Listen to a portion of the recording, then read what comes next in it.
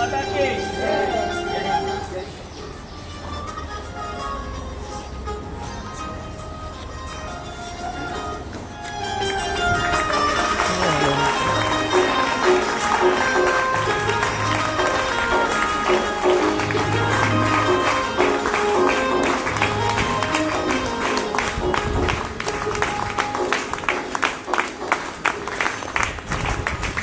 हाथ वो है।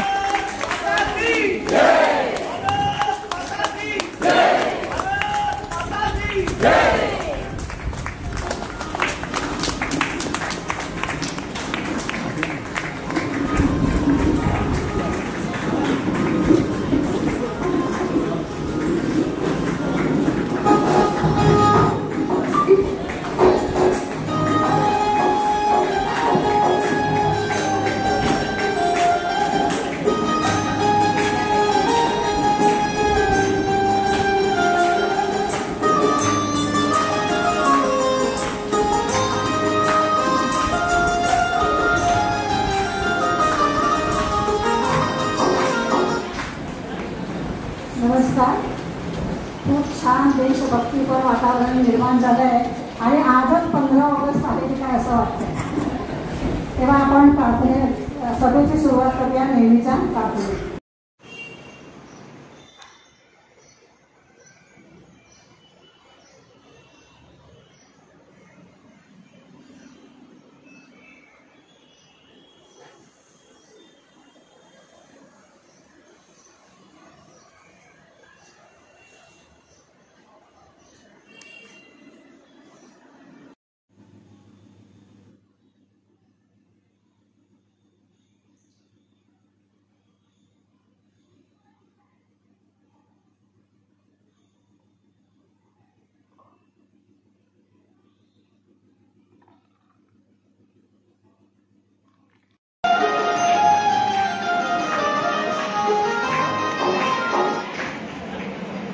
नमस्कार.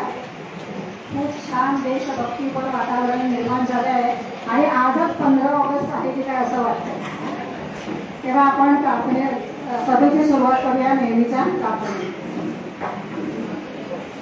श्री गणेशाय नमः. वक्रतुंड महाकाय सूर्यकोटि समप्रभ निर्विघ्नं कुरु मे देव सर्वकार्येषु सर्वदा. गुरु ब्रह्मा गुरुर्विष्णु गुरुर्देवो महेश्वरा. गुरु साक्षात् परब्रह्म तस्मै श्री गुरवे नमः. सर्वे प्रमुखिनः सन्तु सर्वे सन्तु निरामया. सर्वे भद्राणि पश्यन्तु मा कश्चित् दुःखमाप्नुयात्. ॐ शान्ति शान्ति शान्ति.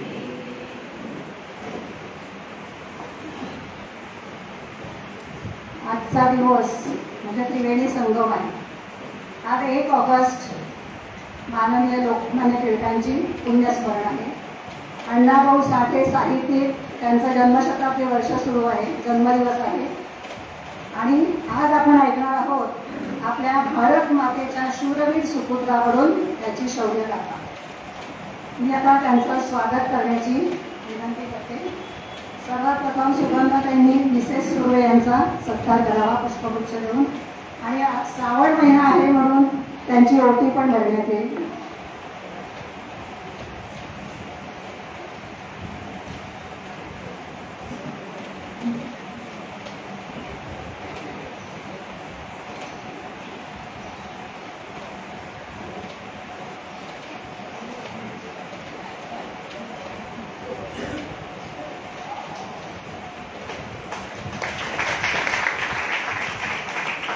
ठाकूर सरांना विनंती करते की त्यांनी शाल त्यांना प्रदान करावी.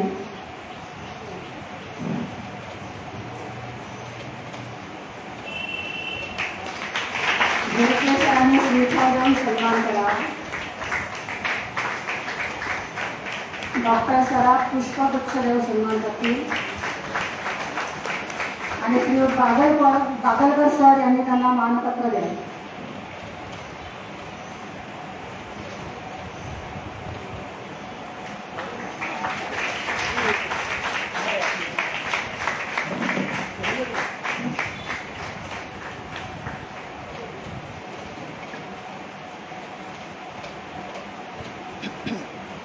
आता सर्व पदाधिकाऱ्यांना विनंती करते की त्यांनी सभागृहात आसनस्थ व्हावे.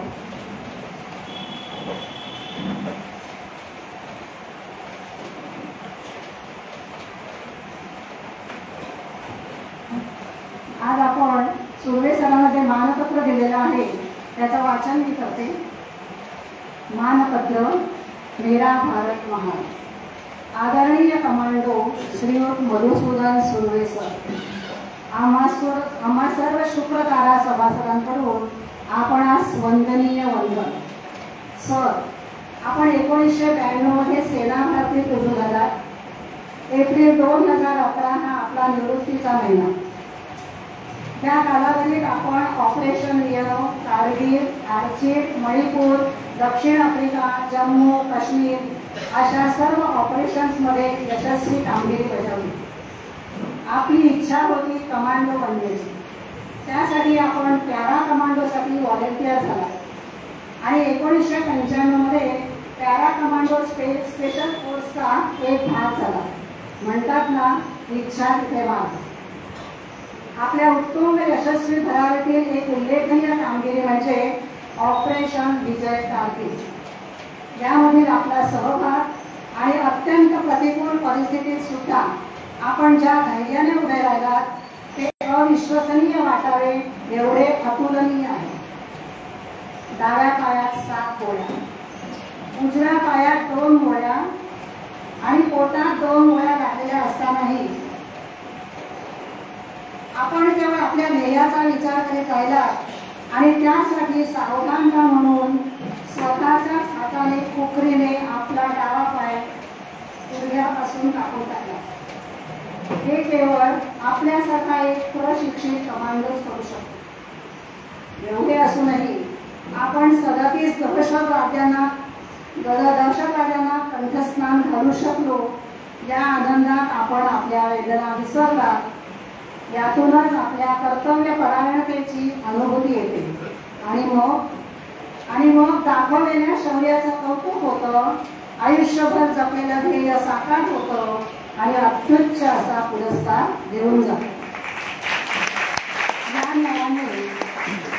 या न्यायाने आपणास 26 जानेवारी 2006 रोजी सन्माननीय राष्ट्रपती missile man doctor APJ Abdul Kalam यांच्या हस्ते शौर्य पुरस्काराने सन्मानित करण्यात आले आणि त्यावेळी या सन्मानाचाच सन्मान झाला असं वाटून गेले. आपल्या अतुलनीय शौर्याबद्दल एवढेच म्हणावेसे वाटते.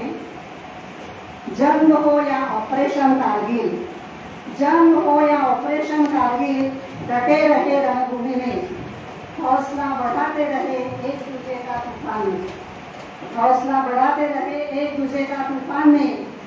आप बहादुर हो, महान हो, देश की तुम शान हो, वीरभूमि के योद्धा हो, भारत माँ के सुपूत हो, वीरता के धरोहर हो, शूरता के निहार हो.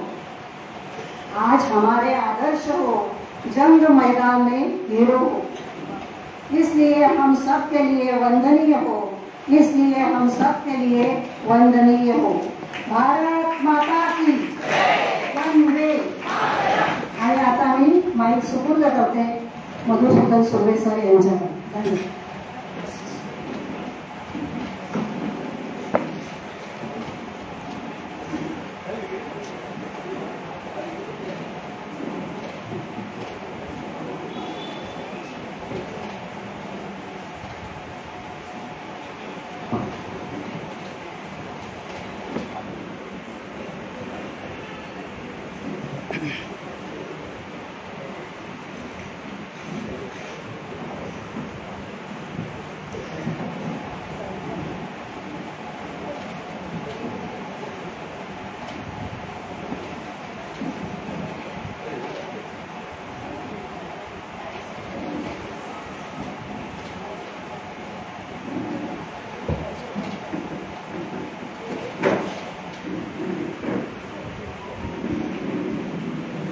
ओम जरा ऊंचा करने का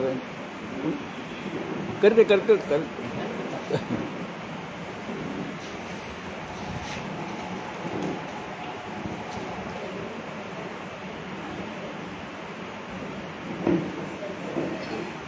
जय हिंद। भारत माता की वंदे। आदरणीय मंच शुक्रदाराच्या सर्व सभासदांना म्हणजे त्या बसलेल्या सर्व माईबापांना माऊलींना माझा नमस्कार, मी साष्टांग दंडवत। माझं अहोभाग्य की आज मला तुमचा आशीर्वाद घेण्यासाठी इथे यायचा एक अलौकिक मौका मिळाला। त्यासाठी मी आपल्या शुक्रदाराचे सर्व पदाधिकारी आणि हे जमलेल्या सर्वांचं मी आभार व्यक्त करतो। जननी जन्मभूमीश्य स्वर्गादपि गर्जसी, भरा नहीं जो भाव से बैठी जिसमें रसदार नहीं, हृदय नहीं वो पत्थर है जिसमें स्वदेश का प्यार नहीं। आजादी की कभी शाम ना होने देंगे, शहीदों की कुर्बानी कभी बदनाम ना होने देंगे। बची है लहू की एक बूंद भी जब तक अपने रगों में, तब तक भारत माँ का आंचल नीलाम ना होने देंगे। मी कमांडो मधुसूदन कौशल्या नारायण सुर्वे, शौर्य चक्र, 26 जानेवारी 2006 रोजी महामहिम राष्ट्रपती missile man Bharat Ratna doctor APJ Abdul Kalam साहेबांनी मला शौर्य चक्राने सन्मानित केलं। आज मी आपल्या समोर जो उभा आहे तो 11 गोळ्या माझ्या शरीरावरती घेऊन उभा आहे। त्याच्या पाठीमागची स्टोरी तुम्हाला आता थोड्या वेळाने मी सांगतच आहे, पण त्यापूर्वी मी थोडा माझा बॅकग्राऊंड तुम्हाला सांगतो। कारण जर आपली इच्छाशक्ती जर असेल ना तर माणूस काहीही करू शकतो, इच्छाशक्ती प्रबळ असेल तर। पण आता तुमच्यासारख्या म्हणजे वयाच्या या पडावामध्ये येऊन तुम्हाला अनुभव सांगण्याची एवढा मी त्या योग्यतेचा नाहीये। कारण एवढं बलाढ्य आयुष्य तुम्ही घालवलेलं आहे देश सेवासाठी। कारण प्रत्येकाचं काहीतरी कर्तव्य असतं आणि तो कर्तव्य तुम्ही निभावलेला आहे। आणि तुमच्या पुढे मी एक लहानसा तुमचा बालक आहे, पण एवढं तुम्हाला मी सांगू शकतो की ज्या क्षेत्रामध्ये मी होतो त्या क्षेत्रामध्ये काहीतरी वेगळं करण्याचा नक्कीच प्रयत्न केला। आणि त्या प्रभूची इच्छा, त्या भगवंताची इच्छा की त्याने त्याच्यावरती तथास्तु बोललं आणि मला आज मी तुमच्या समोर जो आहे उभा आहे। खरं तर माझी ही 4थी पिढी जी आहे भारतीय सेनामध्ये आहे। माझे पंजोबा इंग्रजांच्या सेनामध्ये होते, त्यानंतर माझे आजोबा इंग्रजांच्या सेनेमध्ये होते। काही वेळा त्याने इंग्रजांची सेना सांभाळली, काही वेळेला भारतीय सेनेमध्ये होते। माझे 4 काका, माझे 4 सख्खे काका, म्हणजे सर्वात मोठे माझे वडील आणि त्यांच्या पाठीमागचे 3, म्हणजे टोटल 4 माझे 3 काका आणि माझे वडील असे चौघेही भारतीय सेनामध्ये। आणि ह्या 3 काका आणि माझा एक असं मिळून आम्ही 4 काका 4 योद्ध्यांचे आम्ही 7 भाऊ भारतीय सेनेमध्ये आहोत। आणि आता पुढची म्हणजे आता माझी मुलं किंवा माझ्या भावांची मुलं आता म्हणजे 5वी पिढी जी आहे भारतीय सेनेमध्ये जाण्यासाठी तत्पर आहे। काही ट्रेनिंगसाठी तयारी करत आहेत, कोणी NDA साठी करतायत, काही CDS साठी करतायत, पण उद्देश एकच, देश सेवा। आणि ही देश सेवा येते कुठून, ही इच्छा निर्माण होते कुठून, तर आपल्याला तो बालकडू जो आहे ना तो तिथूनच मिळालेला आहे। कारण मी ज्या गावामध्ये राहतो त्या गावाचा खूप मोठा इतिहास आहे। इतिहास असा की पहिलं आणि दुसरं महायुद्ध, त्यामध्ये रत्नागिरी खेडमध्ये शूटर गाव आहे, त्या गावाचे 234 जवान जे आहेत ते देशाच्या कामी आहेत। आणि ज्या वेळेला इंग्रज म्हणजे राणी एलिझाबेथ देश सोडून इंग्लंडला परत जात होती, मायदेशी परत जात होती, त्यावेळेला जाता जाता त्यांनी आमच्या गावाच्या वेशीवरती म्हणजे सीमेवरती एक रणस्तंभ बांधून केली आणि त्या रणस्तंभावरती जे शहीद झालेले जे वीरगतीला प्राप्त झालेले आहेत अशा सैनिकांची नावं त्या स्तंभावरती आहेत. आणि गावाच्या वेशीवरती असल्यामुळं आता तर जो कोण सैनिक आमच्या गावामध्ये येईल तो पहिला नतमस्तक त्या वीरस्तंभावरती होतो, त्याच्यानंतरच आपल्या गावामध्ये एंट्री होते.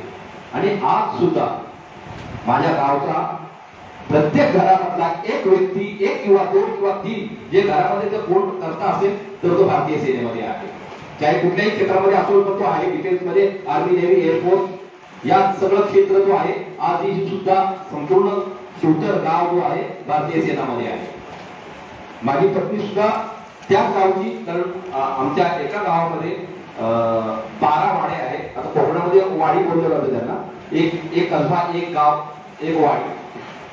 आणि अशा वाडीतील म्हणजे जवळजवळ आमच्या 12 वाड्या जे आहेत ते संपूर्ण मराठा कुटुंब, 96 कोळी मराठी, त्यांचा एक म्हणजे 12 बलुतेदार शिवाजी महाराजांच्या काळातले, आणि ते 12 बलुतेदारांचं एक गाव आहे आणि तो आहे तूर.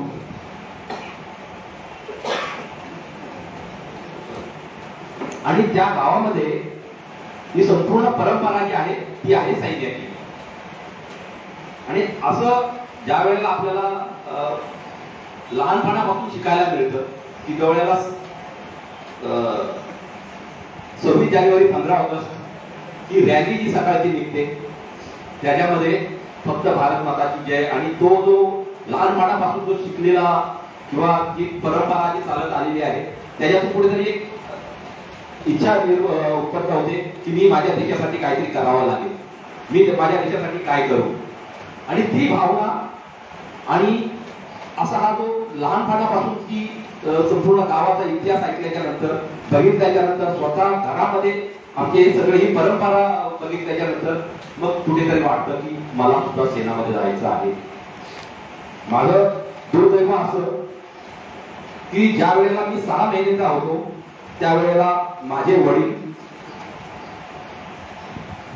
आर्मीमध्ये होते आणि एका गोळीमध्ये त्यांचं युद्धामध्ये त्यांचं मृत्यू झालं, वीरगतीला प्राप्त झालं.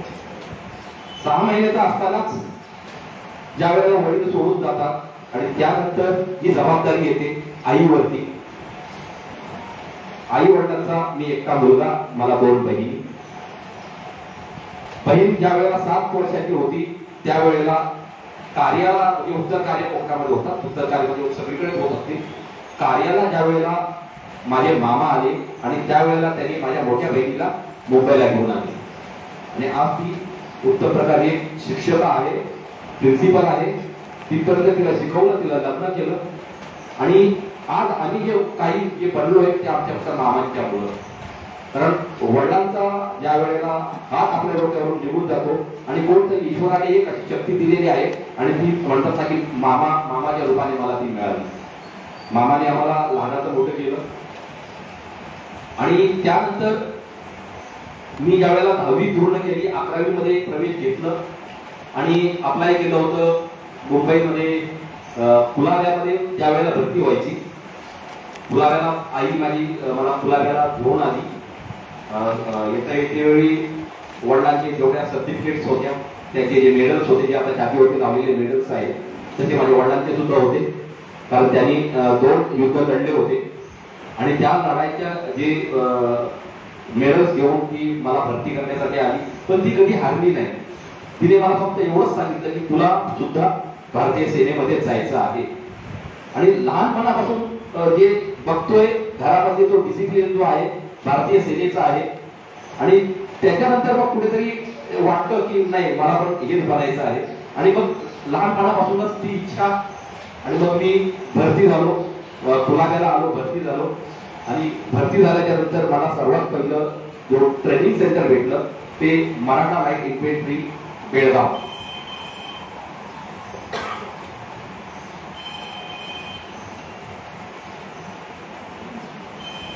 बेळगावला भरती झालो आणि 9 महिने 9 दिवसांची ट्रेनिंग केल्याच्या नंतर पास आउट झाल्याच्या नंतर शपथविधी झाला.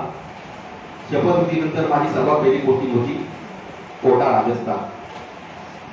राजस्थानमध्ये आल्याच्या नंतर मला वाटलं की दुसरं काहीतरी वेगळं करायला पाहिजे, म्हणून मी माझ्या सीओ साहेबांना म्हणजे कमांडिंग ऑफिसरला एक रिक्वेस्ट केली, सर मला पॅरा स्पेशल फोर्सेस मध्ये जायचं आहे आणि मी व्हॉलेंटियर झालो त्याच्यासाठी. सीओ साहेबांनी मला सांगितलं की पहिला एक कमांडो कोर्स जो आहे बेळगावला जा, बेळगावमध्ये जर कमांडो कोर्स जर तू एकदम सक्सेस केलास तर त्याच्यानंतर पुढचा पार्ट जो आहे तो स्पेशल फोर्सेसचा आहे आणि तो खूप हार्ड आहे. मी कमांडो कोर्स बेळगावला गेलो, कमांडो कोर्स केला आणि त्याच्यामध्ये एकदम सक्सेस झाला, चांगलं ट्रेनिंग मिळालं आणि त्यानंतर मग मी व्हॉलेंटियर झालो SFTS साठी, स्पेशल फोर्स ट्रेनिंग विंग साठी, आणि नाहरमध्ये हिमाचल प्रदेशमध्ये आलो आणि तिथे स्पेशल फोर्सेसची ट्रेनिंग घेतली आणि ती ट्रेनिंग एवढी कठीण आहे. त्या ट्रेनिंग मध्ये आपल्याला ज्या सवयी असतात ना नॉर्मल इन्फेंट्रीच्या, त्या सर्व सवयी आपल्याला मोडून काढायच्या असतात आणि त्यातूनच आपल्याला एक सैनिक असा म्हणजे खडतर सैनिक आपल्याला तिथं बनवायला येतं. आणि त्याच्यामध्ये आपल्याला हे शिकवलं जातं की युद्धामध्ये किंवा आपण युद्धजन्य परिस्थितीमध्ये आपल्याला जंगलामध्ये जर आपल्याला वेळेवरती जेवण नाही भेटलं तर आपण काय खायचं असतं, पाणी कुठून तयार करायचं असतं, जंगलातली कुठल्या ज्या झाडं आहेत ती आपल्याला खायला पाहिजे, कुठली झाडं जी आहेत ते विचार त्याला आपल्याला अवॉइड करावं लागेल. आणि अशी सर्व जंगलमध्ये ट्रेनिंग घेतल्याच्या नंतर आणि त्याच्यामध्ये हे पण शिकवलं जातं तुम्हाला साप कसं पकडायचा असतो, विंचू कसं पकडायचं आहे त्याच्यावरती, आणि काय खाल्लं पाहिजे. सर्वात जवळचा प्राणी म्हणजे जर तुम्ही साप पकडला तर तुम्हाला जर त्या अंकुश मध्ये तुम्ही असाल, अंकुश म्हणजे हात लावून कुठे जर बसला असाल आणि तिथे जवळच आपल्या जर राखीव असेल, काय माहितीये का, एक जर शिकारी एका जागेवरती जर बसला ना, जोपर्यंत शिकार मिळत नाही तोपर्यंत त्यांनी त्याची जागा सोडायची नसते. हा शिकाऱ्याचा एक मुद्दा असतो की जोपर्यंत मला शिकार मिळत नाही तोपर्यंत त्यांनी तिची जागा सोडायची नाही. आम्हाला पण तेच शिकवलं गेलं, कारण छत्रपती शिवाजी महाराजांची जी ट्रेनिंग आहे गनिमी काळा ज्याला बोललं जातं ती ट्रेनिंग आम्ही घेतलेली आहे. आणि त्याच्यामध्ये काय शिकवलं जातं की तुम्ही एका जागेवरती जर बसला तर 24 तास, 48 तास, 72 तास, 93 तास किंवा अजून 4 दिवस म्हणजे 5-6 दिवस जर एका जागेवर जर तुम्ही बसला आणि जर तुम्हाला तिथून उठायचं नसेल तर तुमच्याजवळ येणारा कुठला असा प्राणी आहे की त्याला बनवून तुम्ही खाऊ शकता, म्हणजे तुम्हाला तिथून हलायचं नाही, याने की तुमचा सरप्राईज लॉस होता कामा नये. तो सर्वात जवळचा प्राणी कुठला असेल तर तो साप, कारण तुम्हाला काही करायची गरज नाही, तो कुठेतरी सरपटत येईल, कारण त्याला स्मेल येते, आपली वास येतं, त्या वासाच्या जवळ तो तुमच्या जवळ सरपटत येणार. त्याला पकडायचं, त्याला तिथे पकडून त्याला काय कापायचं, कसं खायचं, त्याचं चामडं काढायचं आणि जगण्यासाठी खायचं असतं ज्या वेळेला आपण युद्धामध्ये असतो. आणि ते तिथे शिकवलं जातं आणि ते आम्ही शिकलो आणि ते ग्रहण केलं आणि मग त्याच्यानंतर सुरुवात होते युद्धाची. छातीवरती हे मेडल दिसत आहेत, ते मेडल सांगतात की कुठे कुठे मी लढाई केलेली आहे. खूप छोटस योगदान होतं माझं, पण आयुष्याने म्हणतात ना की ज्याच्यासाठी मी गेलो होतो त्या लढाईचं काहीतरी अनुभव या देशाने किंवा या भारत भूमी या मातेने मला दिलं. त्याच्यामध्ये काही युद्ध असे आहेत की मला जे लढण्याचा मौका मिळाला किंवा मला लढण्याचा अवभाग्य मिळालं, त्यातले युद्ध असं आहे. सर्वात पहिलं मी जो ऑपरेशन केला, आज त्या ऑपरेशनला जसं आता ऑपरेशन सिंदूर चालू आहे, ते हेच आहेत ते जे मेडल जे आहेत ते सांगतात की ऑपरेशन आहेत हे सगळे. ऑपरेशन सिंदूर आता सुरुवात झाली आहे, संपेल कधी, फुलस्टॉप कधी लागेल माहिती नाही. जोपर्यंत बरबाद होत नाही पुढचा देश तोपर्यंत हा ऑपरेशन चालू राहतो. आदरणीय मोदीजी ते सांगितलंय, हे हुंकार आम्ही भरलेली आहे, जोपर्यंत बरबाद होत नाही तोपर्यंत त्याच्यावरती फुलस्टॉप लागत नाही, तो अजून तोपर्यंत ऑपरेशन सिंदूर जो आहे तो चालू राहणार आहे. अशीच हे जे ऑपरेशन आहेत, सर्वात पहिलं माझं ऑपरेशन होतं ऑपरेशन रायनो आसाम, त्यानंतर ऑपरेशन ऑर्किड नागालँड, त्यानंतर ऑपरेशन हिफाजत 1 मणिपूर, त्यानंतर ऑपरेशन रक्षक जम्मू अँड काश्मीर, त्यानंतर ऑपरेशन कारगिल जो विजयच्या नावाने चाललं जातं, operation Vijay Jammu and Kashmir, त्यानंतर ऑपरेशन पराक्रम जम्मू अँड काश्मीर, त्यानंतर पुन्हा मी आपल्या ह्याच्यामध्ये येतो बेसमध्ये रायनामध्ये, आणि मग पुन्हा सुरू होते ऑपरेशन हिफाजत 2 मणिपूर, ज्याच्यामध्ये 11 गोळ्या लागल्या. गोळ्या लागल्याच्या नंतर पुन्हा मी व्यवस्थित होतो, ठीकठाक येतो, असा तुमच्या समोर आहे असा येतो, आणि पुन्हा भारत सरकार एक आदेश देतं की तुम्हाला साऊथ आफ्रिका काँगोला जायचं आहे. पुन्हा मी एक सर्वेअर म्हणून काँगोला गेलो, साऊथ आफ्रिकामध्ये. तिथे एक operation UN mission South Africa peace शांती सेना म्हणून, तो एक सक्सेस ऑपरेशन झाल्याच्या नंतर पुन्हा मी भारतामध्ये येतो, आणि नंतर व्हॉलेंटियर होऊन मी रिटायर्ड होऊन आपल्या स्वतःच्या घरामध्ये येतो. घरी पोहोचतोय तोपर्यंत पुन्हा एक मेसेज येतं की तुम्हाला arm force medical store depot, Kandivali मिलिटरीचं डेपो आहे, तिथे तुम्हाला जॉईन करायचं आहे. सध्या आज या स्थितीला करण्यात माझी ड्युटी जी होती, सकाळी 8 ते संध्याकाळी 4 वाजेपर्यंत मी ड्युटीवरती असतो मिलिटरीमध्ये. सॉरी, ठीक नाहीये. आणि त्यानंतर ही ड्युटी संपल्याच्या नंतर मग अजूनपर्यंत असं हे सर्व व्यवस्थित चाललेलं आहे. मी ऑपरेशन हिफाजत 2 सांगण्याच्या अगोदर थोडंसं बॅकग्राऊंड मध्ये जातो. ऑपरेशन विजय जो कारगिलच्या नावाने ओळखला जातो, ऑपरेशन विजय कारगिल सुरू झालं 3 मे पासून, 3 मे 99 ला. त्याची सुरुवात मला वाटतं आपल्या सर्वांना माहिती असेल, पाकिस्तानच्या जनरल परवेज मुशर्रफ त्यांनी सुरू केली, आणि खतम अटल बिहारी वाजपेयी यांनी केली. कारण सर्वात उंचवरती लढली गेली लढाई म्हणजे जगामध्ये तर ती आहे कारगिलची लढाई, 18,000 फूट वरती. आपण जर विमान उडतो किती हजार फूट वरती, तर 13,000 फूट वरती. 13,000 फूट ज्या वेळेला आपण विमान आपलं उडतं, त्याच्यानंतर आपल्याला खाली ढग असतात, ढगाच्या खालचं काहीच दिसत नाही. पण ही जी कारगिलची जी लढाई आहे ती 18,000 फीट वरती लढली गेली, आणि ती लढाई -16 डिग्री वरती होती. म्हणजे ही पाण्याची बॉटल जर आपण, कारण माऊलींना सर्वच माहिती आहे की कारण त्यांच्याजवळ फ्रीजचा जास्त अनुभव आहे, ही पाण्याची बॉटल आपण ज्या वेळेला फ्रीज मध्ये ठेवतो आणि 3 डिग्री मायनस वरती जर ठेवली तर एका रात्रीमध्ये त्याचा बर्फ पडून आपल्याला ती बाहेर मिळते. बर्फ पडवायला ज्या वेळेला टाकतो तेव्हा.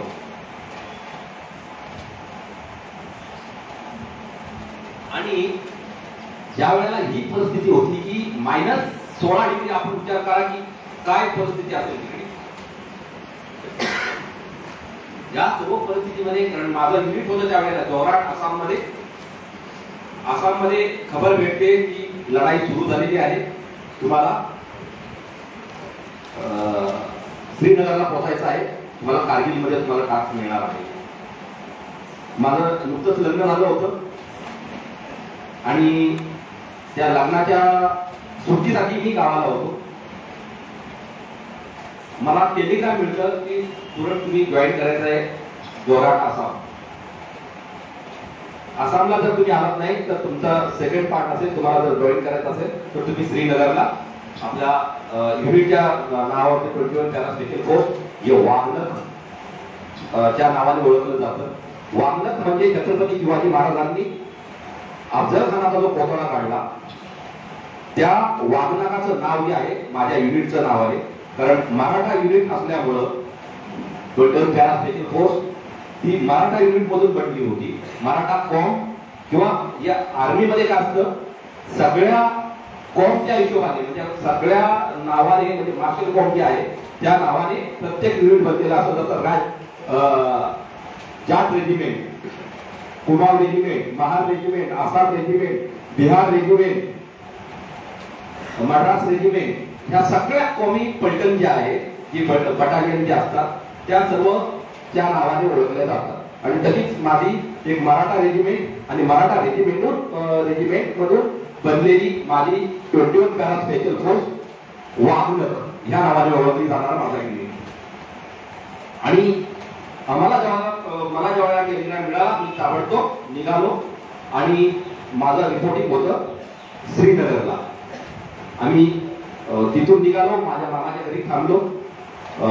सकाळचं इथून ट्रेन मध्ये बसलो दुसऱ्या दिवशी, कारण 24 तास लागतात वरती तुम्हाला श्रीनगरला पोहोचण्यासाठी वाया दिल्ली. दिल्लीहून जवळजवळ 12-13 तास पुढे लागतात जम्मूला जायला. जम्मू पर्यंत पोहोचलो. जम्मू पासून बाय कॉन्वॉय आम्हाला श्रीनगरला पोहोचवलं. श्रीनगरला पोहोचवल्यानंतर, कारण त्यावेळेला अशी परिस्थिती होती की जिकडे तुम्ही जाल तिकडे तुमचं स्वागत होत होतं. म्हणतात ना की ज्यावेळेला जो कसाई कुठला तरी कापत असतो ना, बकऱ्याला कापतो त्यावेळेला त्याच्यावरती पाणी शिंपडतो आणि त्याचं स्वागत करत असतो, ये बाबा तुला कापायचं आहे म्हणून.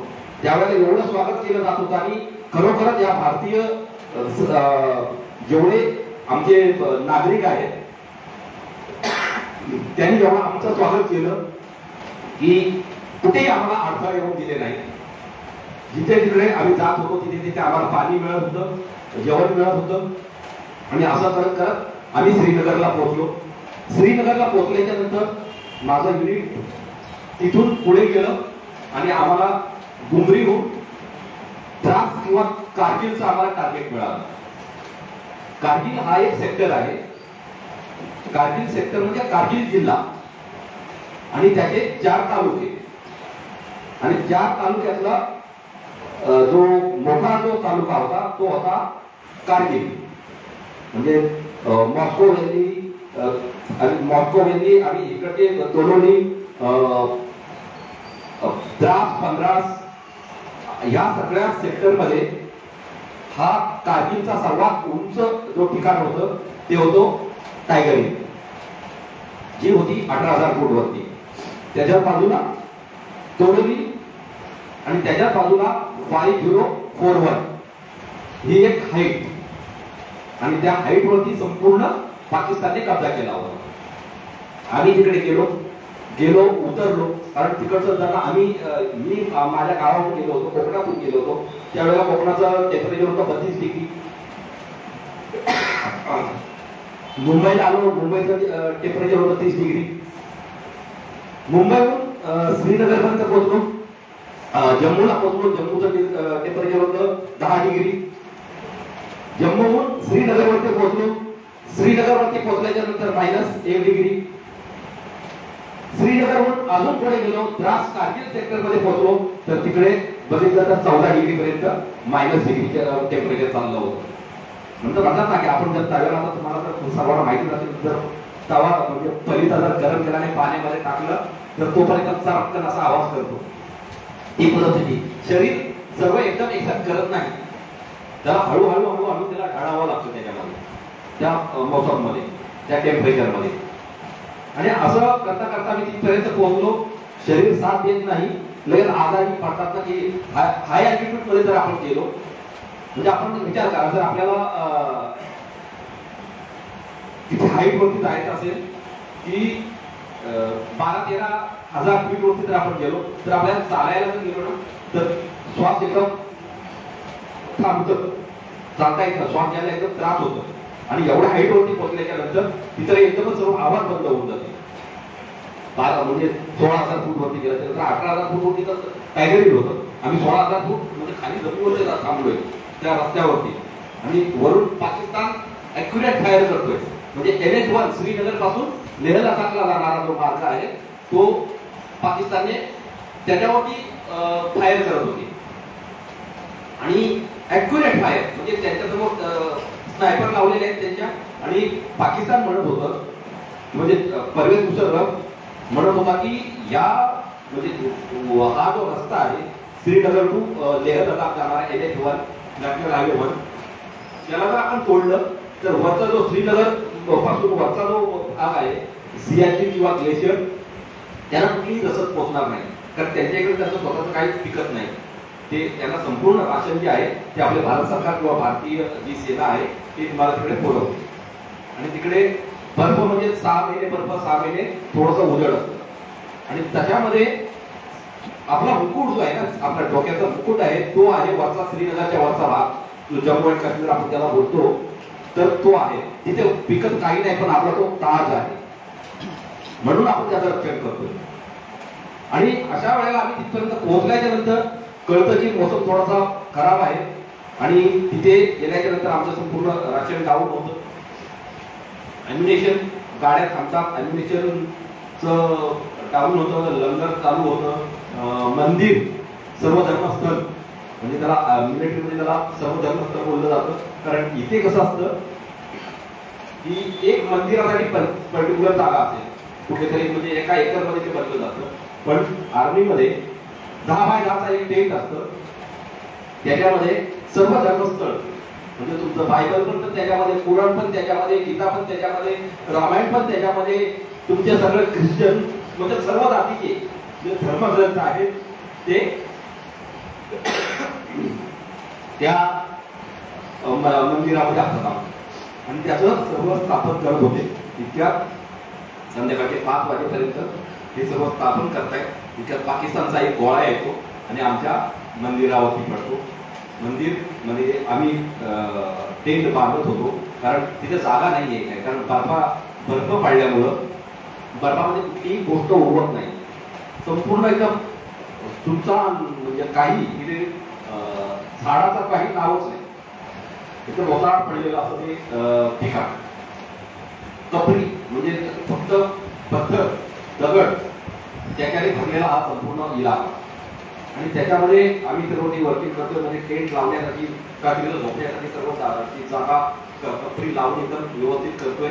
तितक्यात तो टेंटच्या बाजूला येऊन बॉम्ब पडतो आणि काम करत असलेली, जे टेंट बांधत असलेले आमचा एक जवान वीरगतीला प्राप्त होतो. त्याचे चितळे तिकडे उडतात, कारण आम्ही त्याच्याबरोबर त्याचे रक्ताचे जे चितळे आहेत ते आपल्या शरीरावर येऊन पडतात.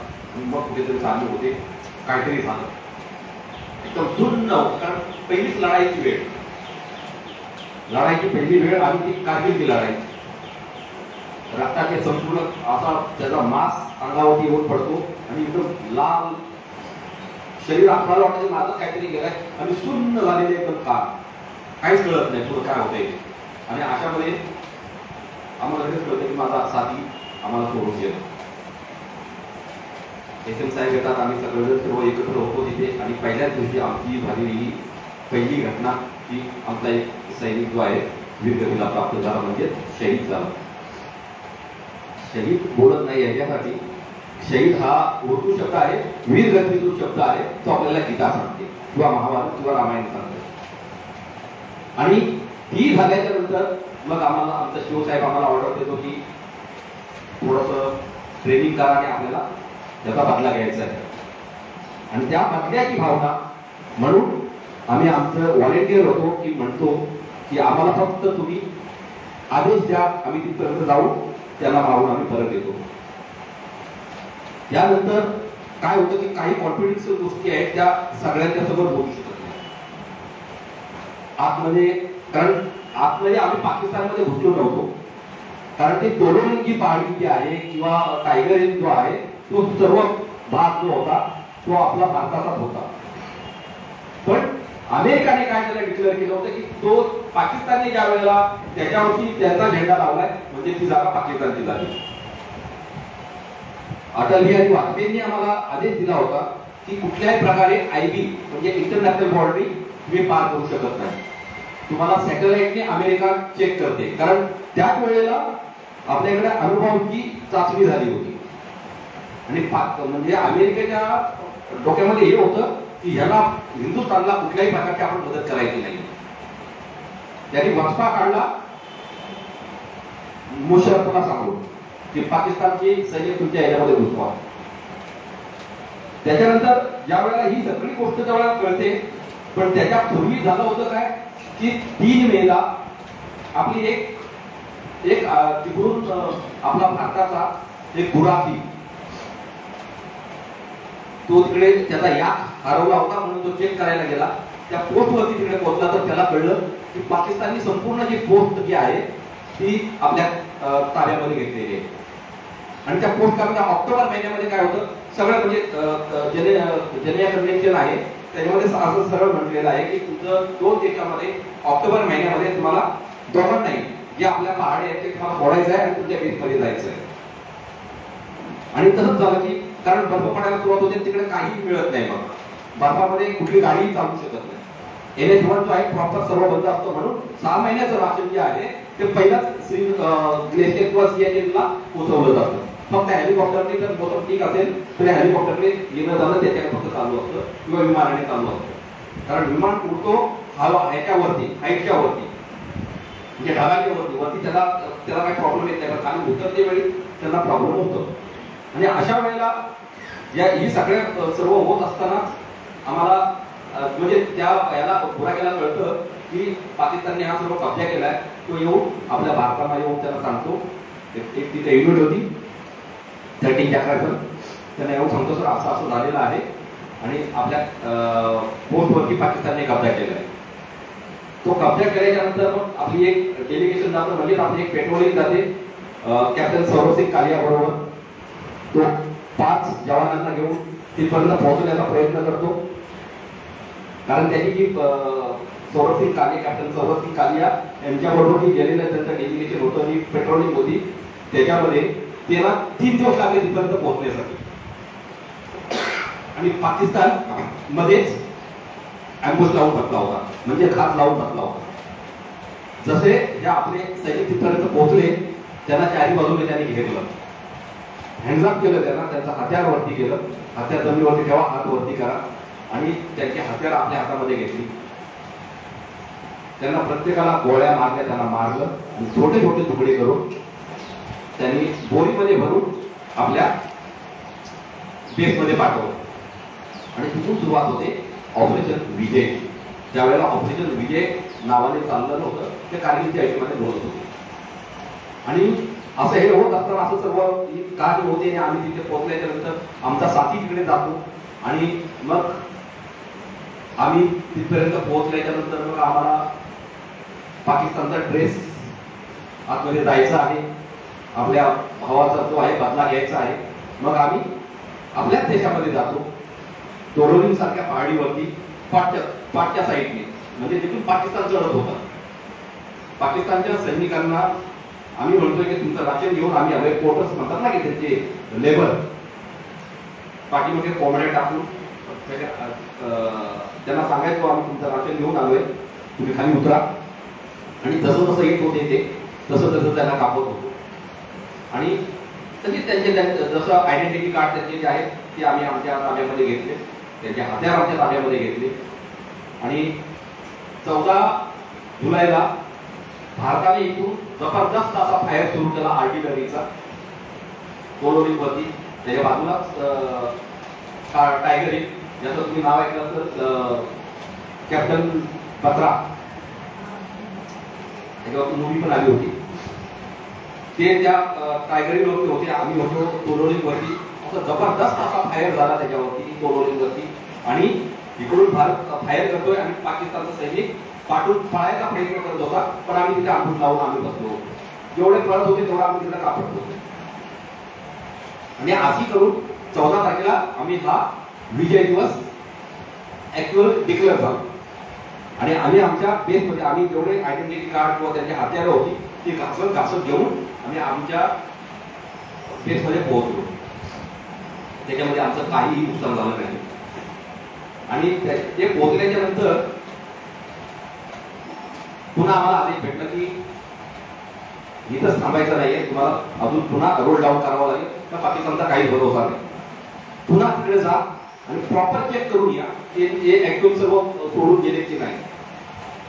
पुन्हा वरती चढलो. पुन्हा जाऊन रोल डाऊन केलं. जेवढं होतं ना नंतर त्याच्यामध्ये सुरू झालं सर्च अँड डिस्ट्रॉय. जिथे तुम्हाला भेटेल त्याला तुम्ही डिस्ट्रॉय करून टाका. आणि मग ते सर्च अँड डिस्ट्रॉय ऑपरेशन सुरू झालं. त्याच्यामध्ये आलो खाली आणि 26 जुलै 1999ला आपलं डिक्लेअर झालं की ऑपरेशन विजय. कारगिलचा हा विजय दिवस आपण साजरा करतो. त्यामध्ये आम्हाला भरपूरसं म्हणजे भारत सरकारने आम्हाला त्याच्यामध्ये आमच्या युनिटला सायटेशन म्हणजे प्रशंसापत्र दिलं. पण ज्या वेळेला आम्ही कॅम्प फायर म्हणतात ना आल्याच्या नंतर कॅम्प फायर होतं. आणि कॅम्प फायरमध्ये एक आनंद होता की तोडोलीसारखी पहाडी 17,000 फूट वरती आम्ही विजय हासिल केलं, पण तोडोलीसारखी पहाडी आम्ही विजय हासिल केलं, पण आम्हाला आमचा साथी गमवावा लागला. त्यासाठी आम्हाला जेवढा आनंद होता तेवढंच दुःख होतं. आणि हे सगळं झालं आणि त्या दुःखामध्ये किंवा त्यांचा परिवार, त्याचे जेवढे जे शहीद झाले होते, काही बॅटल कॅज्युअल्टी झाले होते, त्या सगळ्यांना मी आज वंदन करतो, मानाचा मुजरा करतो. कारण कालच 26 जुलै आपल्याला जो दिवस आपण जो साजरा केला त्याच्यासाठी भरपूर जे आहेत 553 जवान जे आहेत वीरगतीला प्राप्त झालेले आहेत, त्यांना सर्वांना आपण मानवंदना देतो आणि त्यांच्या चरणी नतमस्तक होतो. त्यांचा परिवार जो आहे आज खरंच म्हणजे त्यांच्यामुळे आज आपण इथे बसलो आहोत, नाही तर खरोखरच पाकिस्तान आपल्या ह्याच्यामध्ये घुसला होता आणि त्याने आपला भारताचा मुकुटच एकदम आपल्यापासून हिसकावून घेतला होता. त्यांची कारण एवढ्या हाईटवरती लढताना म्हणजे आपण कुठेतरी एका चोटीवरती जर असू आणि खालून जर जायचं असेल शक्य नाही आहे, ते भारतीय सेनेनंच करून दाखवलं.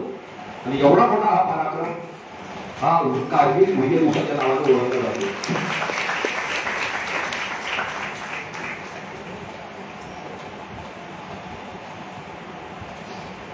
20 जून 2005 ऑपरेशन हिफाजत 2 म्हणजे हिफाजत 2 20 जून 2005. कुठली मागणी सांगू शकेल तो दिवस कुठला होता? 20 जून 2005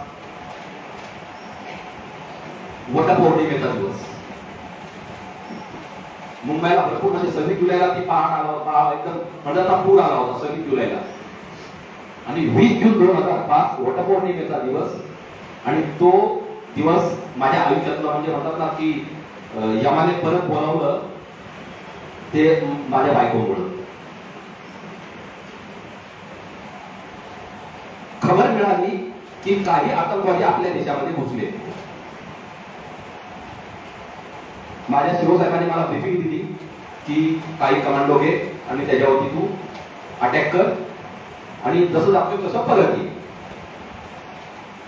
ब्रीफिंग घेतल्याच्या नंतर मी माझ्या लाईन मध्ये आलो, ट्रूप मध्ये आलो. ट्रूपच्या काही मुलांना विचारला आपल्याला ही खबर आहे, सीओ साहेबांनी ही ब्रीफिंग दिली, कोण ऑपरेशनला येण्यासाठी तयार आहे.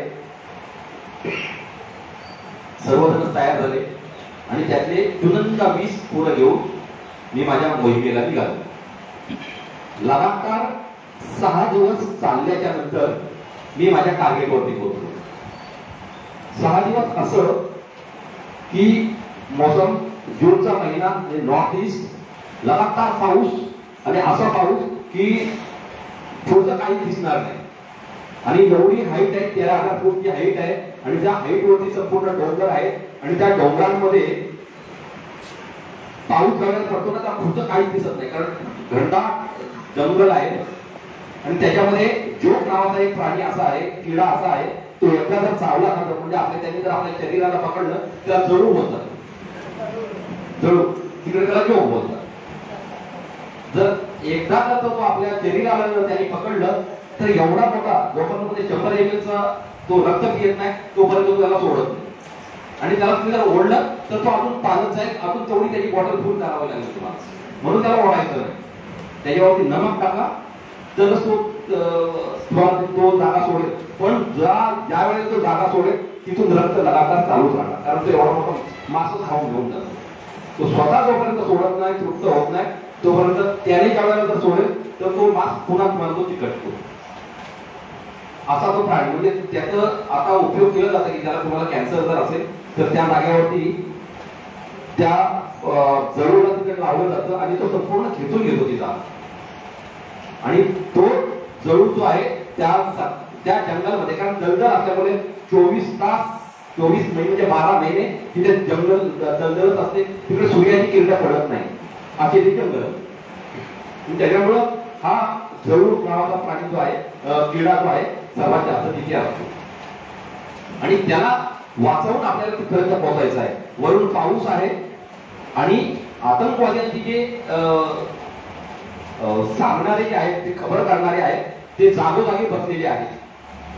कारण आतंकवाद्यांचा काळ आपण जर विचार केला, कारण तिथे सर्व सिव्हिलियन आहे, ह्युमन राईट सर्वात जास्त आहे की कुठल्याही माणसाला तुम्ही डायरेक्ट बोलू शकत नाही, त्याच्यावरती हत्यार उचलू शकत नाही. जोपर्यंत तुम्हाला त्याच्यावरती हत्यार दिसत नाही तोपर्यंत तुम्ही त्याला मारू शकत नाही. तिकडे आस्था नावाचा जो एक कानून आहे तो तिकडे लावलेला आहे आणि त्या अधिकाराखाली जोपर्यंत तुम्हाला कुठली व्यक्ती हत्याराशिवाय हत्यार विना जर असेल तर तुम्ही त्याला काहीच करू शकत नाही.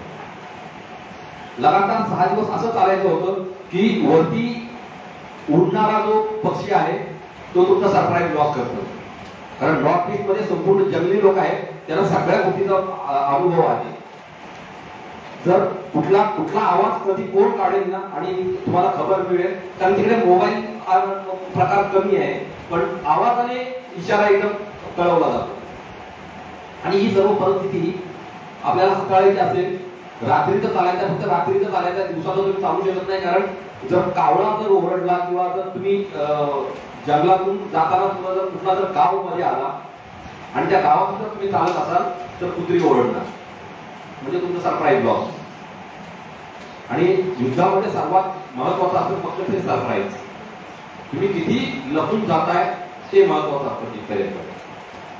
आणि गावाला अवॉइड करायचं आहे आणि जर असं करायचं असेल तर आम्हाला फक्त एवढी शिकलाई होती की चालायचं असेल तर नाल्यातून चाला, नाल्याच्या म्हणजे नदीतून चाला. नदीतून काय होतं की पाऊस पडत असताना नदीतून जर तुम्ही चालला तर नदीमध्ये कोण येत नाही. नदीच्या किनाऱ्यावर जर तुम्ही चालला तर कुठल्याही गावात असून कुठली व्यक्ती ही नदीमध्ये रात्रीच्या वेळेला कोण येत नाही. आणि ती चालत असताना मग 6 दिवस लगातार आम्ही नदीचा सहारा घेऊन आम्ही तिथपर्यंत पोहोचलो होतो. आणि एवढ्या हाईट वरती जाऊन पोहोचलो की 13,000 फूटची हाईट होती आणि त्या जंगलातून नाले नद्या वाहत आहेत, अशा त्या नाल्यातून आम्ही तिथपर्यंत पोहोचलो. पोहोचल्यावरती कळलं की संपूर्ण गाव जो आहे तो आतंकवाद्याने भरलेला आहे. आम्हाला खबर होती 20-25 आतंकवादी आहेत म्हणून मी फक्त 20 कमांडो घेऊन गेलो होतो, कारण माझा एक कमांडो जो आहे 10 आतंकवाद्यांना धावू शकतो. या हिशोबाने मी 100 माणसांचा विचार केला. बोला ठीक आहे, 100 साठी माझी म्हणजे 20 माणसं माझी भरपूर झाली. आणि तिथपर्यंत प्लॅनिंग केल्याच्या नंतर तिकडे बघतोय तर आम्ही संपूर्ण आड घेऊन बसलो. आड म्हणजे प्रत्येक झाडाच्या पाठीमागं अंडर ग्रोथ आहे, गुडघ्यावर सर्व गवत वाढलेलं आहे आणि त्या गवतातून वरून पाऊस पडतोय. आणि अशामध्ये सगळी माझी जेवढे सैनिक होते, जेवढे कमांडो होते, आपल्या आड घेऊन प्रत्येक झाडामध्ये लपले. चारी बाजूने आम्ही त्यांच्या गावाला घेरलं आणि मी म्हणलो की तो अजून थोडासा म्हणजे जोपर्यंत वाट बघूया की अजून किती आपल्याला सरप्राईज मेंटेन करता येईल. म्हणून मी ट्रॅव्हलिंग करून मला थोडंसं पुढे गेल्यानंतर मला कळलं की एका घरावरती 3 फ्लॅग लावलेले होते. पाऊस पडत होता पण ते फ्लॅग चिकटले होते. पण असं मला हे कळलं की हे फ्लॅगचा अर्थ आहे की याच्यामध्ये कमांडर बसलेले आहेत. जसं आपल्या इथे बोललं जातं ना की कुठल्या तरी पक्षाचा नेता बीजेपीचा घेऊन जर झेंडा गेला तर तो बीजेपीचा कोणतरी असेल, सेनेचा असला तर सेनेचा असेल किंवा काँग्रेसचा असेल तर तो त्यांचा प्रत्येकाचे झेंडे घेऊन त्यांनी प्रत्येक 3 ग्रुपचे 3 कमांडर्स त्या घरामध्ये बसलेले होते. आणि त्यांच्याबरोबर त्यांचे 5 सहाय्यक जे जेवण बनवणारे किंवा त्यांना मदत करणारे, अशी 8 माणसं त्या घरामध्ये बसली होती. मी बघितलं पाहिलं त्याच्यामध्ये तर हे म्हणजे दुपारच्या जेवणाची एकदम तयारी झाली होती. 11:30 वाजताचा टाइम बघितला, पाऊस भरपूर आहे. बघून मी पुन्हा, कारण मी तिथे गेलो ते ट्रॅव्हलिंग करून गेलो. ट्रॅव्हलिंग म्हणजे पोटाच्या आणि कोणीच्या सहाय्याने तिथपर्यंत गेलो. आणि जातानाच एक रस्ता सापडला, म्हणजे असं थोडासा एक रस्ता बनला आणि गवत इकडे तिकडे झाल्यानंतर रस्ता बनला. म्हणजे आपल्याला लगेच कळेल गवतातून आपण चालल्यावरती एक रस्ता बनतो, तसा एक रस्ता बनला. सर्व दोन्ही साईडला तो गवत. आणि तिथपर्यंत पोहोचल्याच्या नंतर बघितलं आतमध्ये तर याचं जेवणाची संपूर्ण तयारी चालू आहे. आणि मी तिकडून मोटन केलं आणि मी बोललो की माझ्या साथींना सांगेन की आपण थोडा वेळ थांबूया, दुपारची वेळ असेल ज्यावेळेला जेवायला इथे सर्वजण येतील त्यावेळेला आपण डायरेक्ट त्यांच्यावरती अटॅक करू. हे सर्व होत असताना मी इकडे पुढे आलो आणि वरून एक आतंकवादी येतो, मला क्रॉस करून पुढे जातो. त्यांनी हुड म्हणजे रेनकोट पेटलेला आहे, त्याचा हत्यार जो आहे पाठीमागा असं लटकवला आहे त्याने आणि तो पुढे जातोय त्या घराकडे चाललाय. मला तो क्रॉस करून, कारण मी त्याच्यापासून 5 फुटाच्या दुसऱ्या अंतरावरती आहे, मी गवतामध्ये ट्रॅव्हलिंग करून तिथपर्यंत पोहोचलोय आणि तो मला क्रॉस करून त्या घराकडे चाललाय. पण माझ्या तुरंत लक्षामध्ये आलं, याने जर इकडे तिकडे जर बघितलं की हा मध्येच रस्ता असा अचानक कसा काय बनला. कारण तो तिकडचा सेंट्री होता, त्याला माहिती असेल सेंट्रीचं सर्वात कारवाई ती असते की माझ्या इलाक्यामध्ये वेगळं काय हरकत झालेली नाहीये. तर तो मला क्रॉस करून गेला. माझ्या तुरंत लक्षात आलं की याने जर मला पाहिलं तर हा माझ्यावरती फायर करेल. मी यू टर्न घेतला आणि त्याच्या पाठीमागे जसा तो पुढे चालतोय तसं त्याच्या पाठीमागे मी जायला सुरुवात केली. 10-15 कदम म्हणजे पावलं चालतोय तिथपर्यंत पोहोचलो. वरून पाऊस पडतोय. त्यांनी असा हुड पॅन्ट घेतलेला आहे. माझ्या कमरेला पोखरी होती, पोखरी काढली, त्याला तोंड टाकला आणि त्याला गाळा आणि त्याला केलं तिथं सायलेंट. तो ओरडायच्या अगोदर त्याला गाळा टाकला. म्हणजे काय म्हणतात ते आम्ही प्रत्यक्षामध्ये बघितलं की गळा जेवढ्याला कापतो तेव्हा माणूस मरत नाही. या गळ्याने माणूस मरत नाही. जोपर्यंत त्याची इकडची नस कापली, तो जिथे जर तेवढा कापलं त्यावेळेला तो ओरडायला लागला. म्हणजे काहीतरी किच्चावरून कुणाला तरी सावध करायचा प्रयत्न होता त्याचा. आणि जसं त्याला मी क्रॉस केलं, त्याला उलट केलं आणि त्याच्या कमरेवरती लावला गुडघा आणि असा वरती ओढला त्याला. पण तो हालचाल मध्ये चांगला धिप्पाट एकदम म्हणजे चायनीज टाईप बांगलादेशी असा तो एकदम आतिलवादी झडपडायला लागला. कारण त्याची कमरेला त्याच्या पाठीमागे होता त्याला हत्यार. तो काय त्याला हत्यार उचलता आला नाही, कारण त्याला कापलंच त्या हिशोबाने की त्याला काहीच करता येत नव्हतं, हालताच येत नव्हतं. आणि त्याच्यामध्ये तो कोसळला खाली आणि पुन्हा दुसरा वार झाला त्याच्या कानाच्या खाली. आणि ही जी नस आहे ती संपूर्ण त्याला मी निकामी केली. त्यातून त्याला रक्त गेला आणि तो तिथे सायलेंट झाला, मेला होती. मी माझ्या साथीला सांगितलं की आपल्याला असं झालंय की ह्या आपलंय. मी माझ्या जागेवरती येतो आणि मी आता ह्या घरामध्ये, कारण आता याला बघण्यासाठी दुसरा कोणतरी येईल. पण आजच त्याच्या ड्युटीवरती जर वेळेवरती पोहोचण्यात 10 मिनिटाने तर ते आतंकवाद्यांचं काय असतं माहिती का, एक जर गेला तर दुसरा 10 मिनिटांनी दुसऱ्याने जायचं असतं. अशी एक सेंट्री 8वी बदली असं होत राहते. एक दुसऱ्याचं बदली करायची असते. म्हणजे एक गेला की दुसरा यायचं, दुसरा गेला की दुसरा असं लगातार ती फेऱ्यासाठी चालू असतं. हा जर वेळेवरती पोहोचणे तर दुसरा कोणतरी तुम्हाला पाहायला येईल त्याला. आणि म्हणून मी माझ्या साथीला सांगितलं की मी आता या घरामध्ये जातो आणि एक असा एक ब्लास्ट करतो.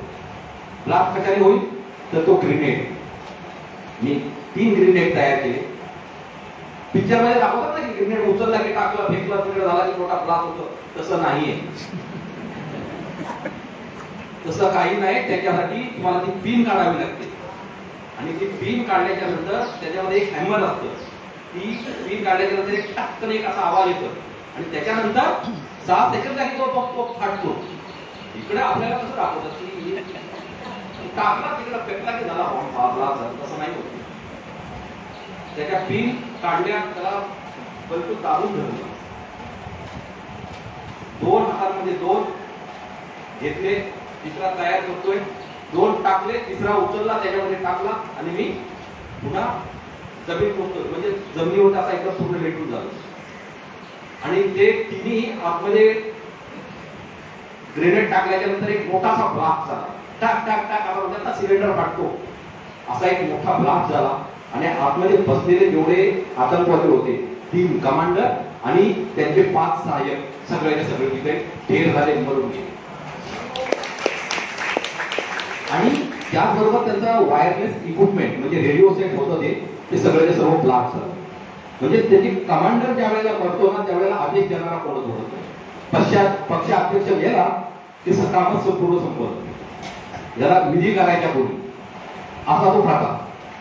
आणि ते गेल्याच्या नंतर ऑर्डर देणारा आतमध्ये कोण उरला नाही. मग एक आतंकवादी ते बघण्यासाठी यायला लागलं. आणि माझे सर्व साथी जे आहेत ते घात लावून बसले होते. जसं जसं तिकडे आतमध्ये येत होते तसं तसं एका एकाला एक टिपत होता. आणि ते टिपल्याच्या नंतर थोडा वेळ शांत व्हायला लागलं. ढग आले, पुन्हा पाऊस पडायला सुरुवात झाली आणि संपूर्ण ब्लॅकआउट झालं. काही दिसायला तयार नाही. कुठे काय होतंय, कोण कुठे फायर करतोय. मी रेडिओ सेट वरती माझ्या साथीनं सांगितलं की कोणी फायर करू नका, फक्त बघत राहा की कुठून कुठून फायर येतोय. म्हणजे आपल्याला अंदाज येईल की इकडून फायर येतोय, तिकडून फायर येतोय, म्हणजे तिकडे इकडे आतंकवादी बसलेले आहेत. आपल्याला खबर होती की 20-25 आतंकवादी आहेत, पण ते 20-25 नव्हते, ते जवळजवळ 60-70 ते आतंकवादी होते. कारण आम्हाला यायला जवळजवळ 6 दिवस लागले कामाला. ज्यावेळेला खबर भेटली त्यावेळेला फक्त 20-25 आले होते, पण त्यावेळेला आले त्यावेळेला त्यांनी तो संपूर्ण ट्रॅफिक कॅम्प बनवला होता. म्हणजे पराक्रम सिटीत बाहेर नाही यायचं, तिथं थांबायचं, नंतर मग आपल्या देशामध्ये त्यांनी डिस्ट्रीब्यूट व्हायचं, सगळीकडे जायचं, नॉर्थ ईस्ट मध्ये सगळीकडे त्यांनी आतंक फैलवायचा. आणि ही सगळी ही कारवाई होती. इतक्या माझ्या एका साथीला गोळी लागते. कारण आतंकवादी ज्यावेळेला फायर करतात ना, ते अंदाजून फायर करतात. त्यांना एम म्हणजे टार्गेट बघून ते फायर करत नाही. बंदूक आपली लावणी कमरेला टक टक टक टक टक सगळीकडे ते फायर करतात. जसं पिक्चर मध्ये दाखवलं जातं, कुठेही फायर करा, म्हणजे कोणाला एकाला कोणाला तरी गोळी लागेल त्या हिशोबाने. आणि आम्हाला जी शिकवण आहे की एक गोळी एक दुश्मन. त्यावेळी तुम्ही गोळी कुठल्याही अँगलने फायर करा, पण ती लागली पाहिजे दुश्मनला. आणि एवढी आमची हँडलिंग आहे. ज्या आमची जीवन, तिला बोललं जातं की जीवन संगीनी. जीवन संगीनी म्हणजे पहिलं लग्न, लग्नाच्या अगोदर पहिलं लग्न, ज्यावेळेला आम्ही शपथ घेतो त्यावेळेला आमचं पहिलं लग्न झालेलं असतं त्या रायफलजवळ, त्या बंदुकीजवळ. आणि तिला तिच्याशिवाय काहीच करू शकत नाही. म्हणजे उशाला सुद्धा जर आपण जर झोपत असतो तर उशाला कळलेलं म्हणजे झोपणारी फक्त म्हणजे आपल्या गल्ल्यामध्ये असणारी ती आमची असते जीवन संगीत. एवढं तिच्यावरती प्रेम केलं जातं, कारण तिच्यावरतीच आपलं संपूर्ण आयुष्य जो आहे आपला तो तिच्यावरती निर्भर आहे. आणि तिच्यावरती जेवढं प्रेम कराल तर कुठेतरी युद्धामध्ये आपल्याला सहाय्य करते. आणि त्या जीवन संगीतवर असं हे संपूर्ण चालत असताना एवढं होतं की लढाई सुरू आहे, युद्ध चालू आहे आणि मोसम खराब होतं. माझ्या एका साथीला गोळी लागते आणि तो सांगतो सर मी इथे पडलोय.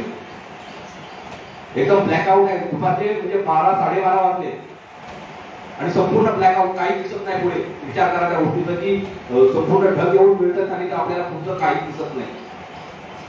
आणि त्याच्यानंतर मी त्याला सांगतो की थोडा वेळ जरा ढग निघून जाऊ दे, ये बादल निकल जाएंगे, उसके बाद मैं आपके पास आऊंगा और यहाँ से आपको आप मेरे जगह पर भी लेके आऊंगा. आणि थोड्या वेळाने, अर्धा तासाने हे सर्व ढग निघून जातात, ब्लॅकआउट निघून जातं. आणि मग मी त्याला सांगतो की तू मला डबल टॅपचा एक इशारा दे, म्हणजे मी तुझ्यापर्यंत पोहोचेल. आणि त्याने मला डबल टॅपचा एक इशारा दिला. त्याच्यापर्यंत मी तिथं पोहोचलो, त्याला उचललं आणि मी घेऊन ज्या झाडामागं मी बसलो होतो तिथे त्याला मी घेऊन येतोय. पण झालं काय की ज्या वेळेला त्या आतंकवाद्याने माझ्या साथीला गोळी मारली, तो होता हाईटवरती, उंचावरती होता, डोंगरावरती होता. आणि तो खड्डा घालून त्या हाईटवरती बसला होता, त्या डोंगरावरती खड्डा घालून ट्रक खोदून तो आतमध्ये त्याने बसला होता तिथे. आणि त्याला माहिती होतं की याला उचलण्यासाठी कोणतरी येईल. मी त्याला उचलतोय, त्याला उचलून मी माझ्या लोकेशन मध्ये घेऊन आलो. उचलतोय इतक्यात त्यांनी माझ्यावरती फायर केला. माझा साथी माझ्या खांद्यावरती आहे, माझी रायफल माझ्या हातामध्ये आहे, त्या साथीची रायफल त्याच्या हातामध्ये आहे. त्याला खांद्यावरती घेतोय आणि मी माझ्या लोकेशनवरती म्हणजे जिथे मी बसलो होतो तिथे मी घेऊन येतोय. इतक्यात त्या आतंकवाद्याने ऑटोमॅटिक फायर केला, बस्ट केला आणि 7 गोळ्या माझ्या डाव्या पायाला लागल्या. संपूर्ण जो गोळ्या माझा पाय घेऊन निघून गेला. मी तुरंत जमिनीवरती कोसळलो. माझा साथी गडगडत खाली डोंगरामध्ये गेला, नाल्यामध्ये गेला. मला काहीच कळलं नाही असं का झालं म्हणून, हा साथी कसा काय पडला. आणि मी असं वाकडा करून पाठीमागे बघतोय तर तो माझ्यावरती सेकंड त्यांनी ड्रग केलं आणि 2 गोळ्या उजव्या पायाला लागल्या. संपूर्ण पाय उलटा होऊन कमरेलाच पडला, कंपाऊंड फ्रॅक्चर झाला. आणि त्यांनी काय केलं, ते आतंकवादी आता तो खड्ड्यातून वरती आला आणि त्यांनी मला बघितलं. आपल्या डोळ्याच्या आमच्या दोघांची नजर भेट झाली. त्यांनी तिसरा ऑटोमॅटिक बस केला आणि 2 गोळ्या पोटामध्ये. आता त्याला कळलं की हा माणूस स्वयं गेला असेल. तो 5 फुटावरती आला, माझ्या डोळ्याला डोळे नजर मिळवली.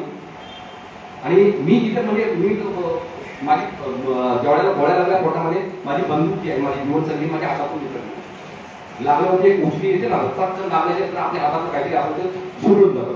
तशीच माझी बंदूक जी आहे ती माझ्या बाजूला जाऊन पडली आणि मी गोरांड्या का तिथपर्यंत पोहोचलो.